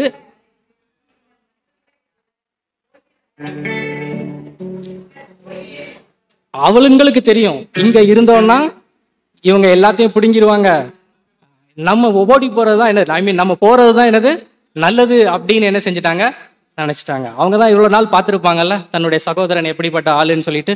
இவங்க ஏன் பிளான் பண்றாங்க 10 நாள் எங்க கூட இருக்கட்டும்னு சொல்லி, எல்லாத்தையும் என்ன செஞ்சிடலாம், முத நாளே இவ்வளவு கொடுத்துட்டாரு. 2வது நாள்ல இருந்து ஒரு 10 ஒரு 9 நாள் இருக்கு. 9 நாள் இருந்தா அவர் கொண்டு வந்த எல்லாத்தையும் நம்ம என்ன செஞ்சுக்கலாம், வாங்கிட்டு கெட்டிச்சோரை மட்டும் கெட்டி என்ன செஞ்சிடலாம், அனுப்பி விட்டுலாம். நமக்கு ஒரு 100 ரூபாயோட செலவு முடிஞ்சிடும், நமக்கு வர வேண்டியது எல்லாம் வந்துடும், நம்ம பிசினஸை பெருசாக்கிடலாம் அப்படின்னு இவருக்கு எண்ணம். இன்னொரு எண்ணம், ரெபேக்காள்கிட்ட சொல்லியிருப்பாங்க, உனக்கு நிறைய கொடுத்துட்டாங்க. ஆபிரகாமை பத்தி அவர் யாருக்குனே ஊழியக்காரர் சொல்லிட்டாரு, அவர் பெரிய சீமானா இருக்கிறாரு, வந்தது பொண்ணு பார்க்க வந்ததுக்கே இவ்வளவு கொடுத்துட்டாங்க, நீ எல்லாத்தையும் கொடுத்துட்டேன்னா அங்க போய் நீ உனக்கு என்ன உள்ளது எல்லாம் யாருக்கு தான், ஒரே மகன் தான் இருக்கான், அதனால உனக்கு தான் எல்லாம், அதனால இந்த கிஃப்டையும் என்கிட்ட என்ன செஞ்சிரு, கொடுத்துரு அப்படின்னு சொல்லி அவங்க ஒரு டீல் போட்டுக்கலாம் அப்படிங்கிறதுக்கு ஒரு 10 நாள் என்ன செய்யலாரு கேட்கிறாரு. ஆனா இவ்வளவு பிளான் பண்ணவங்களுக்கு இந்த 10 நாள் நாங்களும் பொண்ணை கூட்டிகிட்டே வரோம், நம்ம எல்லாரும் அங்க போவோம், கல்யாணத்தை நல்லா நடத்துவோம், நாங்க 10 நாள் பொண்ணோட இருக்கிறோம், அதுக்கப்புறம் நாங்க திரும்பி வரோம் அப்படின்னு கேட்டிருக்கலாமா, கேட்டுக்க கூடாதா? கேட்கறதுக்கு உரிமை இருக்கா இல்லையா? நம்ம வீட்டில் இப்போ கல்யாணம் நடக்குன்னா நம்ம கேட்போமா மாட்டோமா? 10 நாள் நம்ம நடக்க மாட்டோம், ஆனால் அட்லீஸ்ட் ஒரு நாளாவது நம்ம அப்படின்னு நம்ம பிளான் பண்ணுவோம்ல. அப்போ அந்த மாதிரி ஐடியா என்ன செஞ்சிருக்கலாம், அது இவங்களுக்கு வராது. அது நீதிமானுக்கு வரும், மிஞ்சின நீதிமானுக்கு என்ன செய்யாது, வராது. நோவா காலத்தில் எல்லாரும் அழிக்கப்பட்டாங்க ஜல பிரளயத்தினால. இப்போ அதுக்கப்புறம் நோவா ஃபேமிலி மட்டும் வெளியில் வராங்க, திரும்ப மக்கள் தொகை பெருகுது. அதுக்கப்புறம் மக்களுக்கு ஒரு ஐடியா, திரும்ப நிறைய மக்கள் வந்ததுக்கப்புறம் நாளைக்கு இதே மாதிரி ஒரு மழை வந்து இந்த உலகத்தை அழிச்சிருச்சுன்னா நம்ம என்ன பண்ண முடியும் அப்படின்னு சொல்லி அவங்க எல்லாம் கூடி பேசி ஒரு என்ன கட்டுறாங்க, ஒரு கோபுரத்தை கட்டுறாங்க. எதுக்கு கோபுரம்? மழை வந்துச்சுன்னா ஃபர்ஸ்ட் ஃப்ளோருக்கு போயிடுவோம், திரும்ப மழை வந்துச்சுன்னா அப்படியே மேலே மேலே போயிட்டே வருவோம். ரொம்ப மழை வந்துச்சுன்னா அந்த டவர் மூலமாக நம்ம எங்கேயே போயிடுவோம், வானத்துக்கே போயிடுவோம், நம்மளை யாரும் அழிக்க முடியாது அப்படின்னு சொல்லி அவங்க கட்டுறாங்க. இவ்வளவு யோசிச்சவங்களுக்கு வீட்டுக்கு வீடு ஒரு போட்டை கட்டி விட்டோம்னா எவ்வளவு மழை வந்தாலும் போட்டுக்குள்ள உட்காந்துக்கலாம், நம்ம மிதந்துக்கலாம், நம்ம அழிய மாட்டோம் அப்படிங்கிற ஒரு சின்ன ஞானம் என்ன செய்யல, இல்லை. ஏன்னா அவங்கெல்லாம் மிஞ்சின நீதிமான், அவங்களுக்கு இந்த மாதிரி மைண்ட்ல என்ன செய்யாது, வரவே வராது. பைபிளை படிச்சா ஒரு சாதாரண ஞானம் இருந்தா என்ன செய்யும், ஒரு வேதத்துல நமக்கு எல்லாம் படிக்கும் பொழுது ஒரு சின்ன சின்ன விஷயத்த கூட எப்படி செய்யணும், எவ்வளவு அழகா செய்யணும், எவ்வளவு நேர்த்தியா செய்யணுங்கிறது நமக்கு அந்த ஞானம் நமக்கு என்ன செய்யும், கற்றுக் கொடுக்கும். ஒரு போட்டை வாங்கி ஒரு செஞ்சிடலாம். இப்போ நிறைய ஊர்ல எல்லாம் என்ன வருது, மழை வருது, நம்ம நினைக்காத இடங்கள்ல கூட மழை வந்து பெரிய வெள்ளங்கள் பாதிப்பு வருது. எல்லாம் ஜோக்கு விளையாட்டா என்ன சொல்றாங்க, இப்ப எல்லாரும் வீட்லயே கார் வாங்குறத விட என்ன வாங்கி வைக்கணும், போட்டு வாங்கி வச்சா தப்பிச்சிடலாம் அப்படின்னு சொல்றாங்க. அந்த அந்த ஒரு சின்ன ஞானம் அவங்களுக்கு என்ன செய்யல இல்ல. அவன் டவரை கட்டிட்டு இருக்கான், அதையாவது கட்ட முடிஞ்சதா, கட்ட முடியுமா, முதல்ல மேல வரைக்கும் அப்படி கட்டினா மேல போயிடலாமா, எதுவுமே அவங்களுக்கு என்ன செய்யல, தோணல. அங்கே ஆண்டவர் எல்லாத்தையும் தாறுமாறாக்கிட்டார். இவங்களும் அதே மாதிரி தான். 2 பேரும் இருக்காங்க, 2 பேரும் அழைக்கப்பட்டவர்கள் தான், 2 பேரும் தகுதியானவர்கள் தான். ரெபேக்காளுக்கு என்ன தகுதி இருக்கோ அதே தகுதி அவங்க குடும்பத்தாருக்கு கண்டிப்பா என்ன செய்யுது, உண்டு. ஆனால் ஒருத்தர் திருமணத்துக்கு உள்ள போயிட்டாங்க, ஒருத்தரால போக முடியல. இதே மாதிரி தான் நம்ம எல்லாருமே இப்போ இருக்கோம். எல்லாருமே தகுதியானவர்கள் தான். எங்க போறதுக்கு, பரலோகத்துக்கு போறதுக்கு எல்லாருக்கும் தகுதி இருக்கு. எல்லாரும் அழைக்கப்பட்டவர்கள். போறோமா இல்லையா அப்படிங்கிறது தான் இருக்கு. எல்லாரும் ஊழியம் பண்றோம். ஆனா எதுக்காக ஊழியம் பண்றோம், எதிர்பார்ப்பு இல்லாம ஊழியம் பண்ணணும். அவரு ஏதாவது கிடைக்கும் அப்படின்னு சொல்லி ஒரு ஊழியம் பண்றாரு, அதனால அவருக்கு கிடைச்சது, எல்லாமே கிடைச்சது. ஆனா இங்கே இருந்துட்டார். ஐஸ்வர்யவான் லாசரு பார்க்கும்போது ஐஸ்வர்யவான் குறித்து கடைசி சொல்லும் பொழுது அவர் அனுபவிக்க வேண்டியதை எல்லாத்தையும் எங்கேயே அனுபவிச்சிட்டாரு, பூமியிலேயே முடிச்சிட்டாரு. அதனால இனிமே அவருக்கு ஒன்றும் அனுபவிக்க எதுவுமே இல்லை, அவர் அங்க போட்டோம் அப்படின்னு சொல்லி விட்டுருந்தாங்க. அதே மாதிரி அப்படின்னா அப்போ நம்ம பரலோகத்துக்கு போறவங்க பூமியில எதையுமே அனுபவிக்க கூடாதா அப்படின்னா இல்லை. நம்ம செய்ய வேண்டியதை செஞ்சிருவோம், ஆண்டவர் செய்ய வேண்டியதை செஞ்சிருவார். ஃபர்ஸ்ட் கிஃப்ட் யாருக்கு கிடைச்சது, ரெபேக்காளுக்கு கிடைச்சது. திரும்ப வீட்டுக்கு வந்ததுக்கு அப்புறமும் செகண்ட் கிஃப்ட் யாருக்கு கிடைக்குது, ரெபேக்காளுக்கு கிடைக்குது. ரெபேக்கால் மூலமா தான் அவங்க சகோதரருக்கும் பெற்றோருக்கும் கிஃப்ட் கிடைக்குது. அப்போ இதுல யார் ரொம்ப ஆசீர்வதிக்கப்பட்டிருக்கா பூமியில, ரெபேக்கால் தான். யார் பரலோகத்துக்கு போனா அதுவும் ரெபேக்கால் தான். அப்போ பரலோகத்துக்கு போற ஆசீர்வாதமும் கிடைக்குது, பூமியிலையும் மற்றவர்களை காட்டிலும் இவங்களுக்கு தான் நிறைய ஆசீர்வாதமும் கிடைச்சிருக்கு. இவங்க மூலமா தான் மற்றவர்களுக்கும் என்ன செஞ்சிருக்கு, ஆசீர்வாதம் கிடைச்சிருக்கு. அப்படி பார்த்தா எல்லா ஆசீர்வாதமும் யாருக்கு தான், இம்மையிலேயும் ஆசீர்வாதம் இருக்கு, மறுமையிலும் ஆசீர்வாதம் இருக்கு. அப்ப மேல போறதுனால பூமியில எந்த ஆசீர்வாதமும் நமக்கு நடக்காது அப்படின்னு கிடையாது. இங்கேயும் ஆசீர்வதிப்பார், மறுமையில போகும்போது அங்கேயும் என்ன செய்யும், ஆசீர்வாதம் இருக்கும். அதனால எல்லா ஆசீர்வாதங்களையும் ஆண்டவர் நமக்கு தருவார். அதனால நம்ம ஏதோ பரலோகத்துக்கு போறதுனால இங்க எதுவுமே நமக்கு நடக்காது, நம்ம அதே கஷ்டத்துல தான் இருப்போம், அதே கவலையில தான் இருப்போம், அதே கடன்ல தான் இருப்போம், அதே நோயில தான் இருப்போம் அப்படின்னு கிடையாது. எங்கேயும் நல்ல ஆசீர்வாதமா இருப்போம். மேல போகும்போது அங்க எதுவுமே சொல்ல வேண்டாம், அங்க எல்லாமே கரெக்டா என்ன செய்யும், நடக்கும். அல்லேலூயா. அப்போ இவ்வளவு ஆசீர்வாதங்கள் இருக்கிறதுனால நாமளும் ரெபேக்கால போல இருந்தோம்னு சொன்னா நமக்கு ஆண்டவர் தரக்கூடிய எல்லா ஆசீர்வாதங்களையும் சரியா தந்து பரலோகத்துக்குள்ள என்ன செஞ்சிருவாரு, நடத்திடுவார். இவங்க அதுக்கப்புறம் போனீங்க 67வது வசனத்துல வாசிச்சோன்னு சொன்னா, கடைசி வசனத்துல ஈசாக்கு தன் தாய்க்காக கொண்டிருந்த துக்கம் நீங்கி ஆறுதல் அடைந்தான். ஆறுதல்னா என்ன, ஒரு சந்தோஷம். இப்ப இவங்க அங்க போயாச்சுன்னா பரலோகத்துல என்னதான் நடக்கும், ஒரு பெரிய சந்தோஷம். வெளிப்படுத்துதல் 19வது அதிகாரத்துல 6வது வசனத்துல இருந்து வாசிங்க, 7வது வசனத்துல இருந்து வாசிங்க. வெளிப்படுத்துதல் 19:7.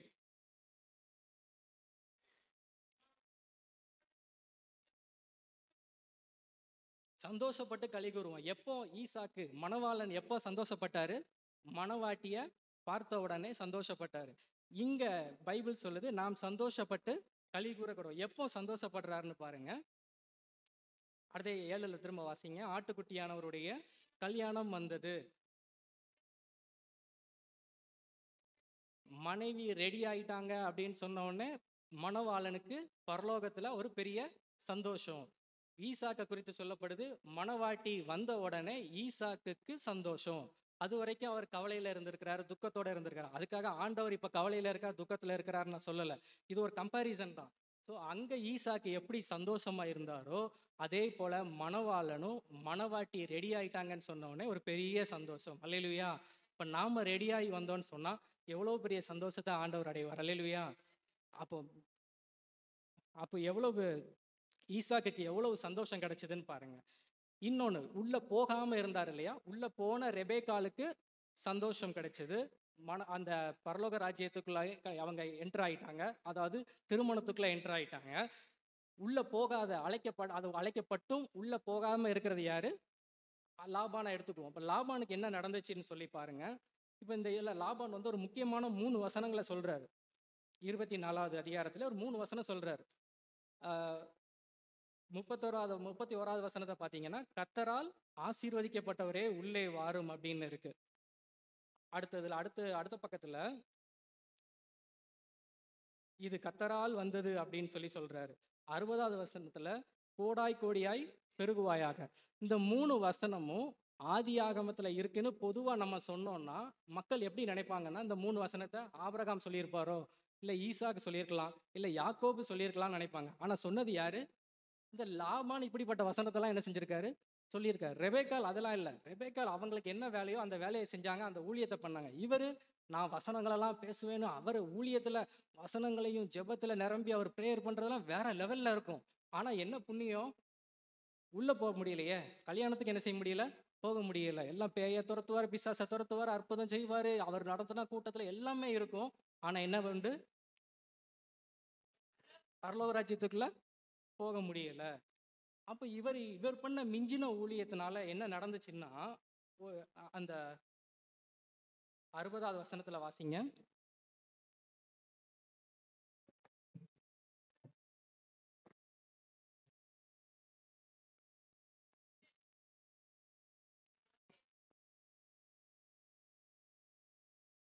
இந்த ஒரே ஒரு சத்தியத்தை மட்டும் நம்ம பார்ப்போம். இவர்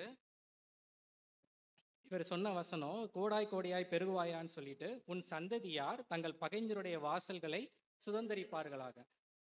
இந்த மிஞ்சின ஊழியக்காரங்களா இருந்தா என்ன நடக்கும் அப்படின்னு பார்ப்போம். இப்போ இவர் இதை யாரை பார்த்து சொல்றாரு? லாபான் யாரை பார்த்து சொல்றாரு? ரெபேக்காலை பார்த்து சொல்றாரு. உன் சந்ததியார் அப்படின்னா யாரோட சந்ததியார்? ரெபேக்காலுடைய சந்ததியார். யாரு ரெபேக்காலுடைய சந்ததியார்? யாக்கோபுன்னு வச்சுக்குவோம். தங்கள் பகைஞர் அப்படின்னா யாரோட பகைஞர்? யாக்கோபுடைய பகைஞர். அவருடைய வாசல்களை சுதந்திரித்துக் கொள்வார்கள். யாக்கோபுடைய பகைஞர் யாரு? லாபான். நீங்க 27வது வசனத்துல 27வது அதிகாரத்துல வாசிச்சோன்னு சொன்னா, 27வது அதிகாரத்துக்கு அப்புறம் வாசிச்சோன்னு சொன்னா, யாக்கோபு திரும்ப எங்க போயிடுறாரு? லாபான் வீட்டுக்கே போயிடுறாரு. அவங்க 2 பேரும் ஃபர்ஸ்ட் நல்லா தான் இருக்கிறாங்க. அதுக்கப்புறம் சில பிரச்சனைகள். இப்போ 10 முறை சம்பளத்தை மாத்துறாரு. அப்படிலாம் நிறைய பிரச்சனைகள் இருக்குது. இப்போ யாக்கோபுடைய பகைஞன் யாரு? லாபான். இப்போ இவர் வாழ்த்துறாரு, உன் சந்ததியார் அவர்களுடைய பகைஞர்களை மேற்கொள்வார்கள். உன் ரெபேக்காலுடைய சந்ததியாகிய யாக்கோபுடைய பகைஞனாகிய லாபானை மேற்கொள்வார்கள். கரெக்டா? மேற்கொண்டாரா? அவதான் மிஞ்சின நீதிமானா இருந்தா தான் என்ன சொல்றோமோ அது நமக்கே வந்து என்ன செஞ்சிடும்? நடந்துரும். இதுதான் நிலைமை. ஆமான் நமக்கு தெரியும்ல. ஆமான் யூதர்களை எல்லாரையும் என்ன செஞ்சிடணும்? அழிச்சிட்டு மொர்தேகாய நான் செஞ்ச தூக்கு மரத்துல என்ன செய்யணும்? தொங்க விடணும் அப்படின்னு அவர் நினைச்சிருந்தார். என்ன நடந்துச்சு? அவரே என்ன செஞ்சாரு? அவரே அதுல போய் தொங்க போயிட்டாரு. அதே மாதிரிதான் மிஞ்சின நீதிமானா தன்னை காட்டிக்கிட்ட தாவீது உரியாவுடைய சம்பவத்துக்கு அப்புறம் நாத்தான் தீர்க்கதரிசி போய் சொல்றாரு, ஒரு பெரிய ஐஸ்வர்யவான் கிட்ட நிறைய ஆட்டுக்குட்டிகள் இருக்கு, ஒரு சின்ன தரித்திரன் கிட்ட ஒரே ஒரு ஆட்டுக்குட்டி தான் இருக்கு, அது அவனோட பிள்ளை மாதிரி அவன் கூடவே இருந்து வழுகுது. ஆனா அந்த ஐஸ்வர்யவான் தான் கிட்ட வந்த ஒரு வழிபோக்கனுக்கு சாப்பாடு இந்த விருந்து வைக்கிறதுக்காக தாங்கிட்ட இருக்க ஆட்டை அடிக்காம, தாங்கிட்ட இருக்க பணத்துக்கு ஒரு ஆட்டை வாங்கி கூட அடிக்காம அந்த தரித்திரன் கிட்ட இருக்கிற ஆட்டை வெட்டி விருந்து வைக்கிறாரு அப்படின்னு சொன்ன உடனே மிஞ்சின நீதிமானாகிய தாவீதுக்கு கோபம் வந்து அவர் என்ன சொல்றாரா? அவனை உடனே கொன்றணும் அப்படின்னு சொல்றாரு. அப்ப தீர்க்கதரிசி சொல்றாரு, நீங்க தான் அந்த ஆளு. இது தெரிஞ்சா அவர் அதுக்கு முன்னாடி அதை என்ன செஞ்சிருக்க மாட்டாரு? சொல்லியிருக்க மாட்டார். அப்போ மிஞ்சின நீதிமான் ஆமான்னு நினைச்சிருப்பாரா? இந்த தூக்குல நான் போய் தொங்குவேனா அப்படின்னு நினைச்சிருக்க மாட்டாரு? நினைச்சிருக்க மாட்டாரு. அவருடைய எதிரிகளை அங்க போடணும்னு நினைச்சாரு. ஆனா அவர் போய் விழுந்தாரு. தாவீது அவனை எப்படியாவது கொன்றுங்க அப்படின்னு சொன்னாரு. ஆனா தான் தெரிஞ்சதுக்கு அப்புறம் ஓகே, அதுக்கப்புறம் அவர் பாவ மன்னிப்பு கேட்டு அவர் மனம் திரும்பினார். ஆனா இந்த லாபானும் அதே மாதிரி தான் மிஞ்சின நீதிமானா இருந்து உன்னுடைய பகைஞர்கள் உன்னுடைய சந்ததியார் அவருடைய பகைஞர்களை மேற்கொள்வார்கள் அப்படின்றது இன்னைக்கு வரைக்கும் அது நடக்கு. அவங்க சந்ததியில வந்து எந்த பகைஞரையிலையும் அவங்க மேற்கொண்டுட்டு தான் இருக்கிறாங்க. இன்னைக்கு வரைக்கும் நடக்குது. ஆனா அவருடைய வாழ்க்கையிலேயே அது திரும்ப ரிப்பீட்டா வரும்னு சொல்லி அவர் என்ன செஞ்சிருக்க மாட்டாரு? நினைச்சிருக்கவே மாட்டார். ரெபேக்காலுடைய சந்ததி யாரு? யாக்கோபு. யாக்கோபு அவருடைய பகைஞனாகிய லாபானை மேற்கொண்டு எல்லா சொத்துக்களையும் அவர் எடுத்துட்டு வந்தாருன்னு லாபானே என்ன செய்யறாரு? லாபானே வாயில சொன்னார்ல, அவர் லாபானுடைய பிள்ளைகள் வந்து கம்ப்ளைண்ட் பண்ணும்போது எல்லா சொத்தையும் யாரே எடுத்துட்டா, அது இந்த கலர்ல குட்டி போட்டுச்சுன்னா எனக்கு, இது நான் உனக்கு அப்படின்னா அவர் என்ன டீல் போடுறாரோ எல்லாம் யாருக்கே போகுது? யாக்கோபுக்கே போகுது. ஏன்னா இவர் இவ்வளோ வருஷம் பிஸ்னஸ்ல இருந்தாலும் அந்த பிஸ்னஸோட நுணுக்கம்லாம் அவருக்கு தெரியாது. இவருக்கு வந்து முன்னாடியே தெரியும் ஒட்டகத்துக்கு என்னெல்லாம் பண்ணியிருக்காரு. இவர் ஊழியக்காரர், ஆபிரகாமுடைய ஊழியக்காரர் வரும்போது ஒட்டகத்துக்கு ஹெல்ப் பண்ணியிருக்காரு, அது எல்லாமே சாப்பாடு கொடுத்தாரு, எல்லாம் பண்ணாரு. ஏன் பண்ணாருன்னா உண்மையான எண்ணத்தில் பண்ணலை, அவருக்கு ஒரு ரிட்டர்ன்ஸ் கிடைக்கும்னு நினச்சி தான் அவர் என்ன செஞ்சார், பண்ணார். உண்மையிலே ஒட்டகத்துக்கு வேலை பார்த்துருந்தா தன்னுடைய ஆடு எப்படி வளரும், அதுக்கு எப்படி எந்த குட்டி போட்டால் அது எனக்கு வரணும் இல்லை உனக்கு வரணும்னு சொல்லி ஒரு ஓனர் டீல் போடும்போது எப்படி பண்ணுவாங்க? எது நல்லா வருதோ அது எனக்கு, அது ஓனருக்கு. எது கொஞ்சம் கம்மியாக வருதோ இல்லை ஏதோ அது கொஞ்சம் நோயோட வருதோ அதெல்லாம் உனக்கு அப்படின்னு டீல் போடுறதை விட்டுட்டு இவர் மாற்றி போடுற அந்த தொழில் ட்ரிக்கே அவருக்கு என்ன இல்லை. இவர் தொழில் ஓனராக, ஒரு பிஸ்னஸ் ஓனராக இருக்கிறதுக்கு தகுதியே கிடையாது. அவர் ஒரு பிஸ்னஸ் ஓனராக இருந்து, ஏன்னா அந்த ஊழியம் பண்ணுறதுக்கு ஒரு முழு தகுதி அவருக்கு இல்லை. அவருக்கு எப்படியாவது போட்டால் ஏதாவது ஒன்று கிடைச்சிடணும் அப்படின்னு சொல்லி பண்ணுறதுனால தான் யாக்கோபு கூட பிஸ்னஸில் போட்டி வரும்போது அவரால் என்ன முடிஞ்சிருச்சு, ஜெயிக்க முடியலை. கடைசி அவர் சொன்ன வார்த்தை அவருக்கே திரும்ப வந்து தோற்று போயிட்டார். இதே மாதிரி மிஞ்சின நீதிமானா என்ன செய்யக்கூடாது, இருக்கக்கூடாது. அப்போ நம்ம இன்னைக்கு பார்த்தோம், பரலோக ராஜ்யம் வந்து ஒரு கல்யாணத்துக்கு விருந்துக்கு அழைக்கப்பட்டவர்களுக்கு ஒப்பாக இருக்குது. அழைக்கப்பட்டவர்கள் இந்த சம்பவத்தின்படி ரெபேக்காளுடைய குடும்பத்தார். அதை நம்ம ரெண்டாக பிரிச்சிட்டோம். ரெபேக்கால் தனியாக, குடும்பத்தார் தனியான்னு சொல்லி பிரிச்சிட்டோம். ரெபேக்கால் ஊழியம் பண்ணாங்க, இவரும் ஊழியம் பண்ணார். ரெபேக்கால் எனக்கு ஒரு பலன் கிடைக்கும்னு சொல்லி ஊழியம் பண்ணலை, ஆனால் அவங்களுக்கு தான் இந்த அதிகாரத்தின்படி 2 தடவை கிஃப்ட்டும் அவங்க மூலமாக அவங்க குடும்பத்துக்கு ஆசீர்வாதமும் என்ன செஞ்சது, கிடைச்சிது. இவர் ஏதாவது கிடைக்கும்னு ஊழியம் பண்ணார். உண்மையிலே அவருக்கும் கொஞ்சம் என்ன செஞ்சது, கிடைச்சிது. ஒரு கிடைச்சிது, கல்யாண செலவு மிச்சம், அதுவே ஒரு பெரிய ஆசீர்வாதம் தான் அவருக்கு. எல்லாமே நடந்தது உண்மைதான். ஆனால் அதுக்கப்புறம் அவங்க வாங்க கல்யாணத்துக்கு வாங்கன்னு கூப்பிடும்போது அவங்க கிளம்பிட்டாங்க, மணவாட்டி கிளம்பிட்டாங்க. அவங்க தான் சொல்லணும் நான் இன்னொரு 10 நாள் இருந்துட்டு வரேன்னு. யார் தான் சொல்லணும்? திடீர்னு வந்து கல்யாணம்னா என்ன செய்வாங்க பொண்ணு, அவங்க சொல்ல வேண்டிய வார்த்தையை அவங்க சொல்லலை. அவங்க ரெடியாக இருக்காங்க, எப்படா ஆண்டவரை பார்க்கலான்னு அவங்க ரெடியாக இருக்காங்க. ஆனால் இவங்கெல்லாம் சொல்கிறாங்க ஒரு 10 நாள் இருக்கட்டும், எல்லாத்தையும் நாங்கள் பிடுங்கிட்டு அதுக்கப்புறம் நாங்கள் அனுப்பி வைக்கிறோன்னு என்ன செய்கிறாரு, சொல்கிறாரு. அது சொல்கிறதுக்கு பதிலாக அவர் என்ன சொல்லியிருக்கலாம், 10 நாள் நாங்களும் வரோம், எல்லாரும் சேர்ந்தே போவோம், எல்லாரும் சேர்ந்து கல்யாணத்தை நடத்துவோம், அதுக்கப்புறம் நாங்கள் வரோம், அதுக்கப்புறம் உள்ளதை அப்புறம் பார்த்துக்குவோம். அதையாவது என்ன செய்யலாம்ல, சொல்லலாம். அந்த ஐடியா அவங்களுக்கு என்ன செய்யாது, தோணாது. மிஞ்சின நீதிமான். அவங்க நீதிமானாக இருந்தாங்க, பரலோகத்துக்குள்ளே என்ன செஞ்சிட்டாங்க, கல்யாணத்துக்குள்ளே போயிட்டாங்க. நம்ம செய்தியின்படி அவங்க எங்கே போயிட்டாங்க, பரலோகத்துக்குள்ளே போயிட்டாங்க. இவங்க மிஞ்சின நீதிமானாக இருந்தாங்க. வசனம்லாம் வாயிலிருந்து வர்றதெல்லாம் வசனம் தான். கோடா கோடியாக என் பெருகணும், இந்த காரியம் கத்தரால தான் வந்துச்சு, என் மூலமாக வரவே இல்லை, கத்தர் தான் எல்லாமே பண்ணார். அவருக்கு உண்மையை ஒத்துக்கிட்டார், நான் இதுக்கு ஜெபம் பண்ணவே இல்லை, அதனால இது ஃபுல்லும் கத்தர் தான் பண்ணார்னு அவர் ஒத்துக்கிட்டார். அதனால் ஃபுல் கத்தரால் வந்துச்சு, கத்தரால் ஆசீர்வதிக்கப்பட்டா உள்ள வாங்க அப்படின்னு சூப்பரான வசனம், ஒரு 3 வசனம்.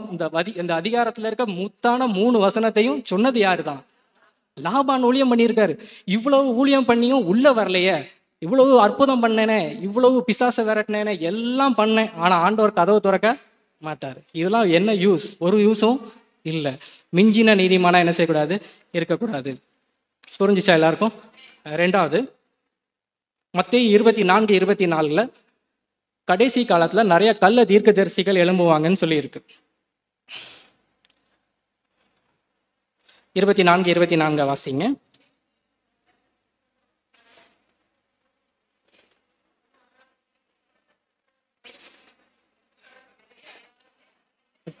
கடைசி காலத்துல நிறைய கள்ள தீர்க்கதரிசிகள் வருவாங்கன்னு இருக்கு. இதுக்கு ஒரு உதாரணமா அதே ஆதியாகமம் 27 பார்த்தீங்கன்னு சொன்னா, ஈசாக்கு வயசானவர் ஆயிட்டாரு, அவருக்கு கண்ணு சரியா என்ன செய்யல, தெரியல. அப்போ தான் பிள்ளைய மூத்த மகனை ஆசீர்வதிக்கணும்னு சொல்லும் பொழுது இப்ப இளைய மகன் மூத்த மகன் மாதிரி வேஷம் போட்டு நல்லா சமைச்சு வந்து கொடுக்குறாரு. அப்போ ஈசாக்கு அதை பார்க்க முடியாது, ஓரளவு பார்க்குறாரு, கேட்குறாரு. அவர் சொல்றாரு, இது யாருடைய சத்தம், யாக்கோபுடைய சத்தம், ஆனா தொட்டு பார்த்தா ஏசா மாதிரி இருக்குது அப்படின்னு எல்லாம் சொல்லிட்டு அதுல ஆசீர்வாதிச்சாரு. அல்லனா நம்ம அதை கம்பேர் பண்ணும்போது எப்படி எடுத்துக்கலாம்னு சொன்னா, சொல்லும் போது கேட்கும் போதெல்லாம் எனக்கே கொடுத்த செய்தி மாதிரி தான் இருக்குது, ஆனா அது உண்மையிலேயே இயேசு தான் சொன்னாரா அப்படின்னு எனக்கு தெரியல, ஆனாலும் நான் அதை ஒப்பு கொடுத்துருதேன்னு சொல்லி அந்த பாவத்துல நம்ம என்ன செய்யறோம், விழுறோம். நிறைய நேரங்கள்ல நம்ம என்ன செய்யறோம்னா, இவர் ஆண்டவர் உண்மையிலே யாக்கோபை ஆசீர்வதிச்சது உண்மைதான், அதுல எந்த குழப்பமும் கிடையாது. ஆனா இந்த கம்பாரிசனுக்கு எடுத்துக்குவோம், இவர் ஆசீர்வதிச்சது ஒரு தப்பான ஆசீர்வாதம் தான், ஒரு ஏமாற்றி தான் அவர் என்ன செஞ்சிட்டாரு, ஆசீர்வாதத்தை எடுத்துக்கொண்டார். அதே போல நாமளும் கடைசி நாட்கள்ல ஒருத்தர் உண்மையிலேயே ஒரு வசனத்தை சொல்லும் பொழுது அந்த வசனத்தை தொட்டு பார்த்து தடவி பார்த்து கேட்டு எந்த குழப்பமும் இல்லாம இது வேத வசனத்துக்கு ஏத்த மாதிரி இருக்குது அப்படின்னு சொன்னா மட்டும்தான் நம்ம என்ன செய்யணும், ஏற்றுக்கொள்ளணும். இது எல்லாம் பார்த்துட்டு இதுல ஏன் இவருக்கு இந்த பிரச்சனை வந்துச்சுன்னா, அதுல 1வது வசனத்திலே போட்டிருக்கு, ஈசாக்கு முதிர் வயதினால் இருள் அடைந்து, அவன் கண்கள் இருள் அடைந்து. அப்ப நமக்கு என்ன குறைவு இருக்குதோ அந்த குறைவை பயன்படுத்தி தான் கள்ள தீர்க்கதரிசிகள் நம்ம ஏமாற்றுவார்கள். புரியுதா? இவருக்கு கண்ணுல கொஞ்சம் பார்வை குறைவு இருக்கு, அது வயசானதுனால. அந்த குறைவை வச்சு அவங்க இவரை என்ன செஞ்சிட்டாங்க, ஏமாத்திட்டாங்க. அவன் நமக்கு வேத குறைவு இருக்குமானால் அந்த வேதத்தை வச்சு ஈஸியா நம்மளை என்ன செஞ்சிருவாங்க, கடைசி நாட்கள்ல ஏமாத்திடுவாங்க. ஜெப குறைவு இருக்குமானால் ஜெப குறைவை வச்சே நம்மளை என்ன செஞ்சிருவாங்க, ஏமாத்திடுவாங்க. ஈசாக்கையே ஏமாத்திட்டாங்க, அப்போ நாமளும் ஏமாத்துறோம் தான். அதனால நாமளும் இந்த மாதிரி பாவங்கள்ல இருந்து தப்பிக்கணும், இந்த மாதிரி கள்ள தீர்க்கதரிசிகள்ல இருந்து தப்பிக்கணும்னு சொன்னா கடைசி காலங்களில் நம்ம செய்ய வேண்டியது என்னன்னு சொன்னா, நம்ம கிட்ட எந்த குறைவு இருக்குதோ அந்த குறைவுகளை ஆண்டவர் இடத்துல ஒப்படைச்சிட்டு, ஆண்டவர் அந்த குறைவுகள் மூலமாக வரக்கூடிய கள்ள தீர்க்கதரிசிகள் அந்த குறைவுகளை சரியாக பார்த்து அதன் மூலமா நம்மளை வஞ்சித்து விடாதபடி, இல்ல நாம ஏமாற்றப்படாதபடிக்கு அதுல நாம எப்படி இருக்கணும், எச்சரிக்கையா இருக்கணும். ஈசா கிட்ட வேற எந்த மெத்தட்ல வந்தாலும் அவர் ஏமாந்திருக்க மாட்டாரு. அவர்கிட்ட இருக்க ஒரே குறை பார்வை குறை தான்.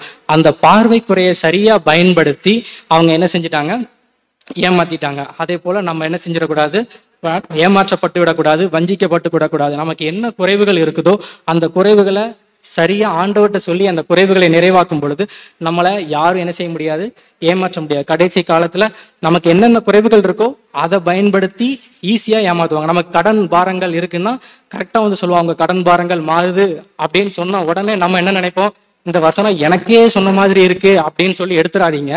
அதை கொஞ்சம் யோசிச்சு நிதானிச்சு, இது கர்த்தர் மூலமா வந்த வார்த்தை தானா, எனக்கே வந்த வார்த்தை தானா, இது நிறைவேறுமா அப்படின்னு சொல்லி எல்லாம் பார்த்து அதுக்கப்புறம் அதை என்ன செஞ்சுக்கணும், ஏற்றுக்கொள்ளணும்.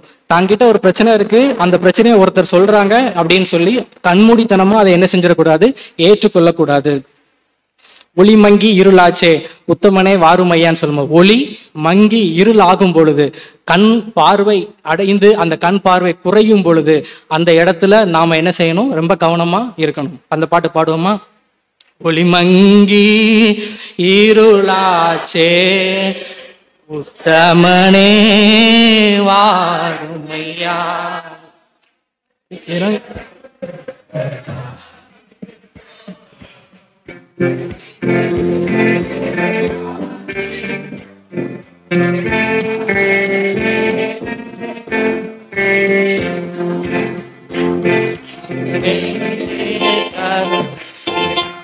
இப்போ நம்ம கிட்ட என்ன குறைவு இருக்கோ அந்த குறைவு இருக்கும்போது நம்ம செய்ய வேண்டிய ஒரே காரியம், ஏசப்பா எங்க கிட்ட வந்துருங்க, வாருமையா போதகரே.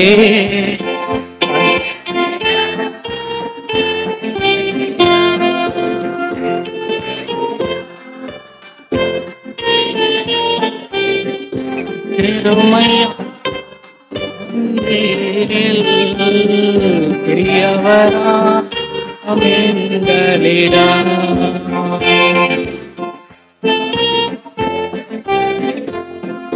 அல்லேலூயா. 2 சம்பவத்தை நம்ம வாசிச்சிருக்கோம்.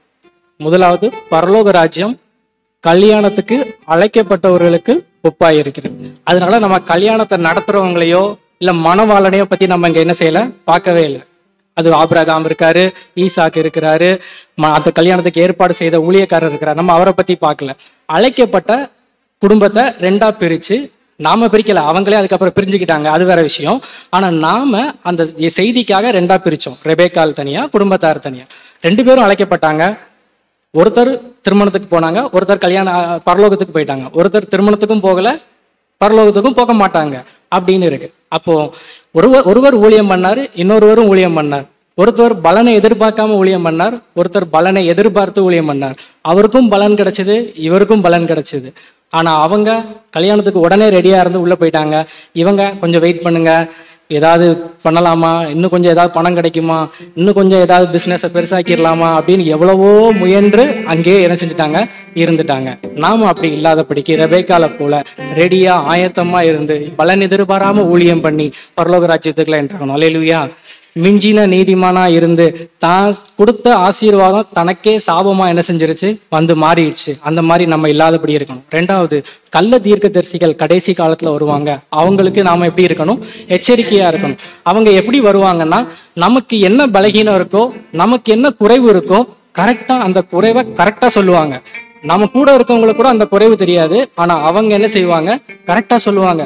கண்ணு பார்வை குறைவு இருந்துச்சுன்னா அதை வச்சுட்டே நம்மளை என்ன செய்வாங்க, ஏமாத்துவாங்க. இதை சொல்றதுனால யாக்கோபு கள்ள தீர்க்கதரிசி அப்படின்னு நான் சொல்லல.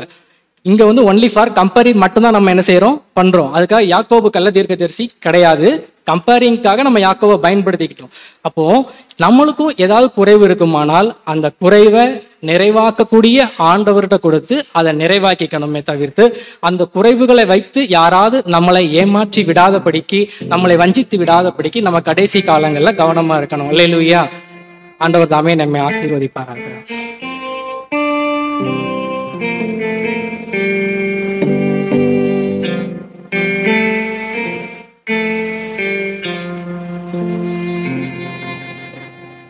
அல்லேலூயா.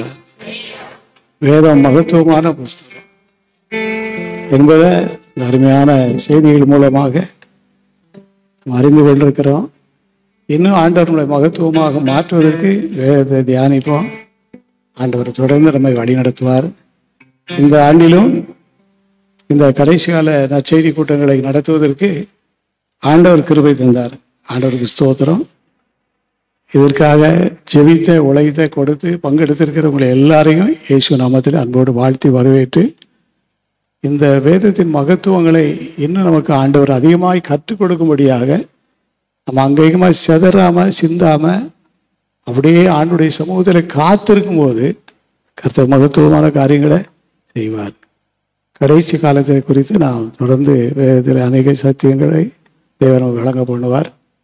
இப்பொழுது ஒரு 3 வார்த்தைகள் வேதத்தில் சொல்லப்பட்டுள்ள அநேக வார்த்தைகளிலே 3 வார்த்தைகளை தியானிக்கும் முன்பாக வானம் மீதிலே மன்னன் வருவார் பாடலை பாடும். வானம் மீதிலே என் மன்னன் வருவார், அருமையோடு என்னை ஏற்றுக்கொள்ளுவார். வானம் மீதிலே என் மன்னன் வருவார், அருமையோடு என்னை ஏற்றுக்கொள்ளுவார். அங்கே போவேன் என் ஆண்டவரின் சொல்லை சொல்லுமாயிருந்தேன். அங்கே போவேன் ஆண்டவரின் சொல்லை சொல்லுமாயிருந்தேன். அனைவரிலே என் மன்னன் வருவார், அருமையோடு என்னை துன்பம் இல்லையே அங்கு சொல்லைகள் இல்லையே, அன்றமில்லை அங்கு சாட்சியம் இல்லையே. துன்பம் இல்லை அங்கு சொல்லைகள் இல்லையே, அன்றமில்லை அங்கு சாட்சியம் இல்லையே. உடல்கள் போல நான் காலம் பாடுவேன், உடல்கள் போல நான் காலம் பாடுவேன். உயவரை பாடு சுட்டு உயவரை பாடு சுட்டு அனலிலே என் மன்னன் வருவார்,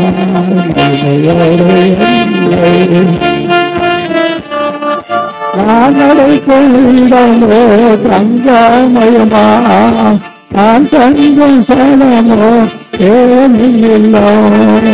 நான் நடக்கும் இடமோ தங்கமயமா, நான் தங்கும் சலமோ ஏனில்லோ. உதவல் போல நானும் இருப்பேன், உதவல் போல நானும் இருப்பேன்.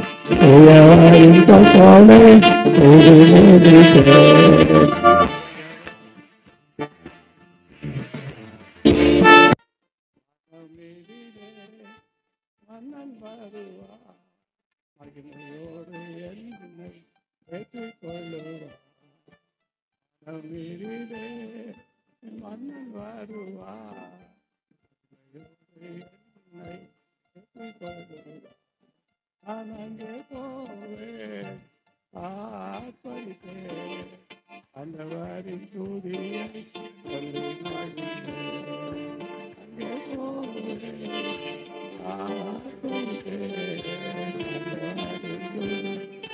சொல்லி மகிழே மன்னன் வருவாரோடு.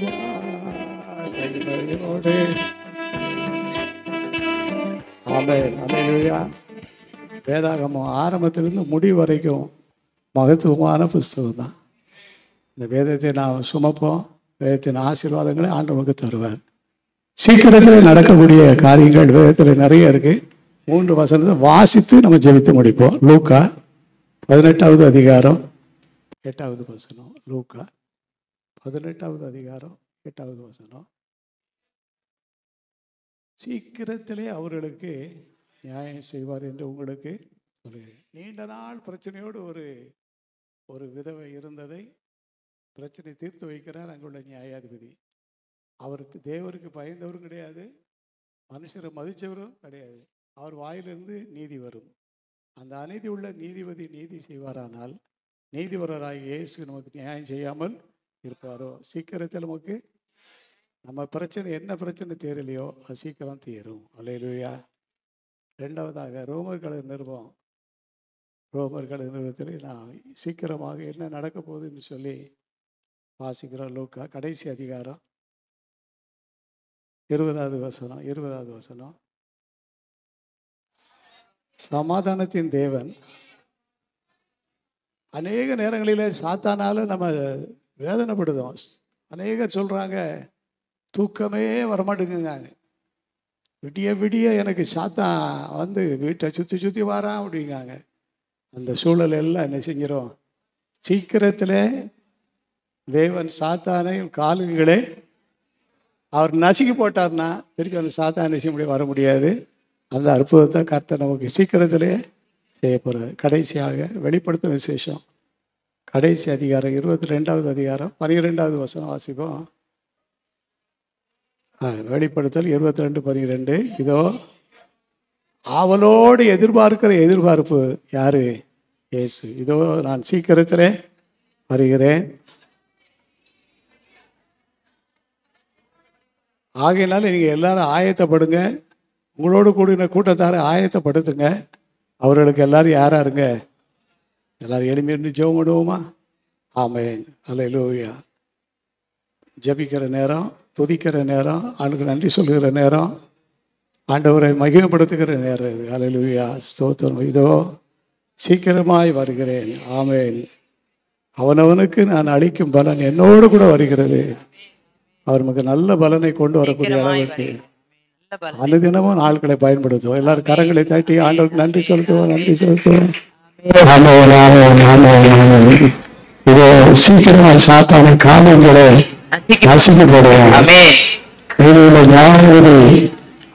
நியாயாதிபதி நீதி செய்யும்போது உள்ள நியாயாதிபதி நியாயம் செய்யமாகவே சீக்கிரமாக நியாயத்தின் மகத்துவங்களும் இந்த வசனங்களும் நாளுடைய பாடல் சாட்சிகள் நேற்று மதியம் ஊழியர்கள் எல்லாமே அத்தகைய கிருபையினால் ஆசீர்வாதமாக இருக்காங்க. எல்லாரும் அதில் நன்றி செலுத்துவோம்.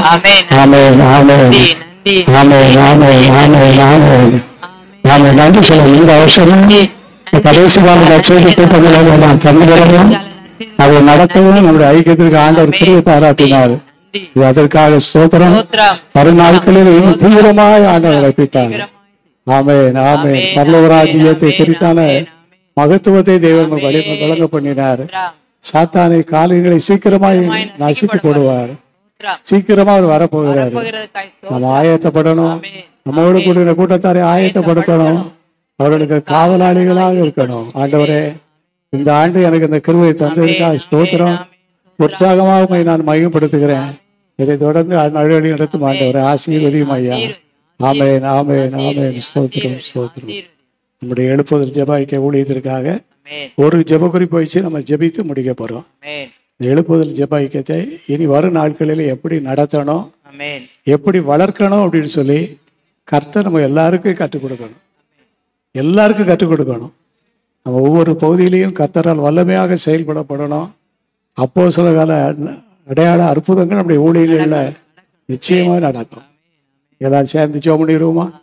ஆண்டவரே ஸ்தோத்திரம், நன்றி நன்றி ஆண்டவரே ஸ்தோத்திரம், ஸ்தோத்திரம், ஸ்தோத்திரம். இந்த ஜெப ஐக்கியத்தை எப்படி நடத்தணும், எப்படி வளர்க்கணும் என்று எங்களுக்கு தெரியாது. இங்கே வந்திருக்கிற ஒவ்வொருவருக்கும் அதை விளங்கப்படும்படியாக நாங்கள் ஜெபிக்கிறோம். ஆமென். எல்லாம் சேர்ந்து ஜெபம் பண்ணிடுவோம். ஜெப ஐக்கியத்தை எப்படி நடத்தணும், எப்படி வளர்க்கணும், ஆண்டவர் காலத்துக்கு ஏற்ற விதமாக நம்மை வழிநடத்தி நம்மை ஆசீர்வதிப்பார், நம்மை வழி நடத்துவார். வந்திருக்கிற எல்லாருக்காக ஜெபிப்போம். வந்திருக்கிற எல்லா குடும்பங்களையும் கர்த்தர் ஆசீர்வதிக்கட்டும். இந்த வாஞ்சையோடு வர உதவி செய்தார் ஆண்டவர். ஆண்டவருக்கு நம்ம எல்லாரும் நன்றி சொல்கிறோம். ஆமென், ஆமென். ஆசீர்வதிக்கும் தேவன் நம்மை ஆசீர்வதிப்பாரே.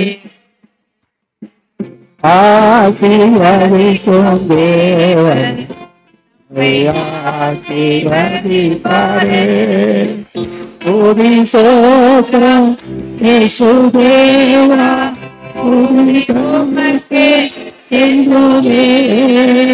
துதி ஸ்தோத்திரம் இயேசுதேவா, துதி உமக்கே என்றுமே. ஆசீர்வதிக்கும் தேவன் ஆசீர்வதிப்பாரே. ஆசீர்வதிக்கும் தேவன்.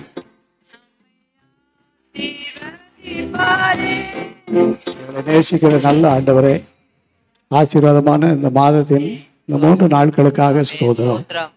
இந்த மாதம் முழுவதும் பல்வேறு ஊழியங்களை, பல்வேறு சிறப்பு நிகழ்வுகளை ஆசீர்வதித்தவர். இந்த கடைசி கால நற்செய்தி கூட்டங்களையும் நாங்களே பங்கெடுத்து நாங்களே நடத்துவதற்கு எங்களை தகுதிப்படுத்தி இருக்கிறீர்.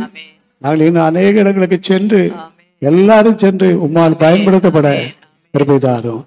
ஆண்டவரே, இதோ சீக்கிரமாய் நான் வருகிறேன்னு சொன்ன தெய்வமே, உங்களை எதிர்நோக்கி நாங்கள் அழைக்கப்பட்டவர்களாக அநேகர் ஆயத்தப்படுத்த உதவி செய்யும்.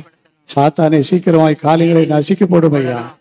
ஆண்டவர் இரவு பகலும் ஜெபிக்கிற விஷயத்துல எங்களுக்கு சீக்கிரத்திலே நியாயம் செய்யும். வந்திருக்கிற எல்லாருக்காக உங்களுக்கு ஸ்தோத்திரம். எல்லாரையும் ஆசீர்வதியும், எல்லாருடைய குடும்பங்களை ஆசீர்வதியும், எல்லாருடைய பிள்ளைகளை ஆசீர்வதியும், எல்லாருக்கும் நல்ல சரீர ஆரோக்கியம் தாரும், எல்லாருடைய வருமானங்களை ஆசீர்வதியும், எல்லாருக்கும் ஒரே ஆவியை தாரும், ஒரே மனதை தாரும், ஒரே விசுவாசத்தாரும், ஒரே ஜெப வாழ்க்கையை தாரும், ஒரே ஊழியத்தை தாரும், ஒரே விதமான நடவடிக்கைகளை தாரும்.